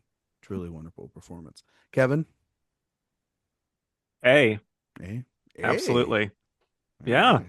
I think I'm very moved by this performance every time I watch it. Really beautiful work. Mark Johnson. My vote doesn't matter, but I'll say B. I think it's very good. I think it's an A list of nominees. Okay. I like all five. Sophia, 2007, Marion Cotillard for La Vie en Rose. One of the great years at the Oscars. Yes. We have Cate Blanchett for Elizabeth, The Golden Age, Julie Christie for Away From Her, Laura Linney for The Savages, and Elliot Page for Juno. Yes. Thank You Life, Thank You Love would give this an A. I think this is actually a great performance and win, and I think the best of the category. So I'm going A. Yeah. Erik? There are some A's in this city, and I'm giving one of them. Absolutely. I love this. This is my kind of biopic overacting, just overreaching. I think she fucking nails the lip sync. That's an incredibly difficult element of all of this. Yeah. And especially for Piaf, just the level of difficulty is extraordinary. Yeah. And she is absolutely a star. Mark? I also have A. Terrific. Fuck yeah. Great performance. Kevin? I have it in S, personally. Oh, wow. Oh, wow. Yes. I think this is just an instantly star-making performance. Literally everything you all said is the reason why I have it in S. So I don't know why I'm the only one, but it's just a tour de force. I mean, the movie is not great, but it's just towering performance. Even just when she's lip syncing, but in their speaking voice as Edith, it's just uncanny. Like she completely channels her. Absolutely. it's a monumental performance. I would put it in the A tier, teetering on S, and would reconsider it down the road, Kevin, to include as well. Just one of those. I actually saw it in the theater. I remember seeing it, and it was just like, holy, like if if I was an idiot, I would have thought, oh wow, she actually did it, and that's how convincing she is. It's like she makes you believe that she's actually singing this shit when it's been recorded, but that's just the sort of commitment, and that really in this like sort of generic biopic sort of era. I mean, I guess we always have that, but they really were around those in the 2000s, before they went away for a little bit. It's the one performance that stands out like easily. Like when you look at like what Reese did, and then you look at this, it's like fucking night and day. You know what I mean? So she also benefits from a year where the rest of the lineup was split, not really at the same standard generally. But I mean, like everybody kind of thought it would be Christy maybe, but there wasn't like really like oh, we have to do that, and then Paige maybe. Lenny was sort of a sneak in there, and then I mean, Cate Blanchett didn't even want to get nominated probably for that. Like you can see her at the Oscars, for like, God damn. So it's a great win. This is great. I'm actually a little surprised. For some reason, I thought that the response by the collective was going to be lower. I don't know that movie. It sort of turned, but I love that movie. I'm thrilled. I almost went S here. I almost went S as well. Join me. Well, you want to. I think I could. That would make 15 for me. This is the last of this episode, and it might be another. Well, I can just already know what this is going to be. But 1966. I hope so. Elizabeth Taylor. Who's Afraid of Virginia Woolf? And the other nominees in 1966, if I was prepared, I could have pulled this up. Oh my God. How's that? You handle this one. I'm going to really screw this up. Thank God. Kevin, can you actually help me out here? Can you read these names for me? Why didn't you prepare for this? I was not prepared. You had one job. I had one job and I fucked it up. All right. Here we go. Yeah. Anouk Me in A Man and a Woman, Ida Kaminska in The Shop on Main Street, Lynn Redgrave in Georgie Girl, and Vanessa Redgrave in Morgan! Exclamation point. Thank you, Kevin. Morgan.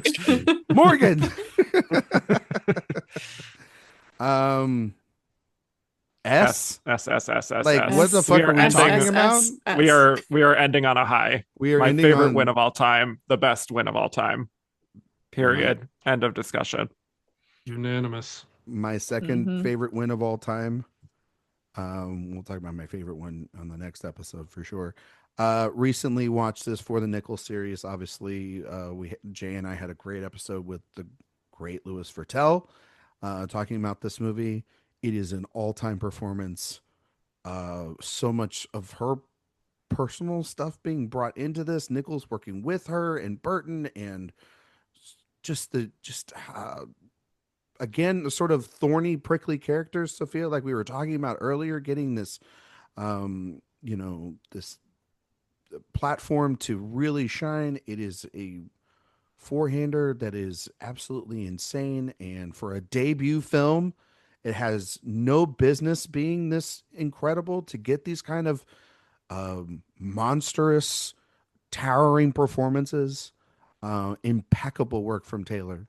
The easiest fucking S I think we've, outside of Hepburn, that we've given today. So anybody else want to add anything about Elizabeth Taylor in Who's Afraid of Virginia Woolf? That hasn't. I think Martha is probably maybe my favorite female character of any medium, maybe ever. She is rotted. Yes. And again, another formative performance in how I was going to live my life as an absolute drunk piece of shit. So I know I pretty much consistently give Shirley Booth my all-time. And I almost feel like lazy about that. I haven't changed my letterbox 4 since I made it, because I don't know. I just like stick with things. This is pretty easily and realistically my real best win of all time. There's just nothing like it, especially for 66. Oh my God. Yeah. I love that it came before really all of the rules and regulations and Hays codes dissipated by the 70s, but this is the best precursor to that, because we got just like real language in a movie. I never would have thought Taylor had this in her. And when you think of the beginnings of National Velvet to this, just the trajectory of her personal and professional life is so fascinating and phenomenal. And even if you didn't have the connection to everything behind the scenes that was happening, it helps, it augments, and it makes it kind of a lot more fun. But it wouldn't matter. This is it.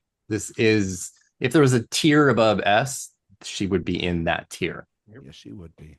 Yeah, that's why this is one of the performances that made me want to limit how many S's I had, because how do I compare somebody like, no offense, but we just talked about Maureen Cotillard. I'm not going to compare that performance to this one. This is monumental. Somebody said, I think, was probably the best word for it. So we did have 8 S's today, though.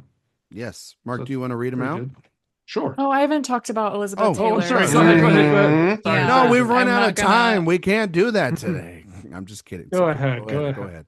Well, I just wanted to say that I feel similarly about this performance that I do about Jenna Rollins in A Woman Under the Influence, where it just feels like this very explosive performance, at times also really grounded. And I feel like I completely understand this woman at every single moment. And I really wish that she and Richard Burton could have had his and hers Oscars together, because I think that would have been a great moment in Oscar history. But yeah, this is, if not my favorite, top 3 probably ever. Kevin, any thoughts? Yeah, like I said, best of all time. I just think it's incredible work. She completely is locked into Edward Albee's text. You can also just absolutely feel the history between her and Richard Burton playing out in front of you, which was actually part of the appeal for why people went to see it. Is like, oh my God, we're watching like this real life drama between this couple.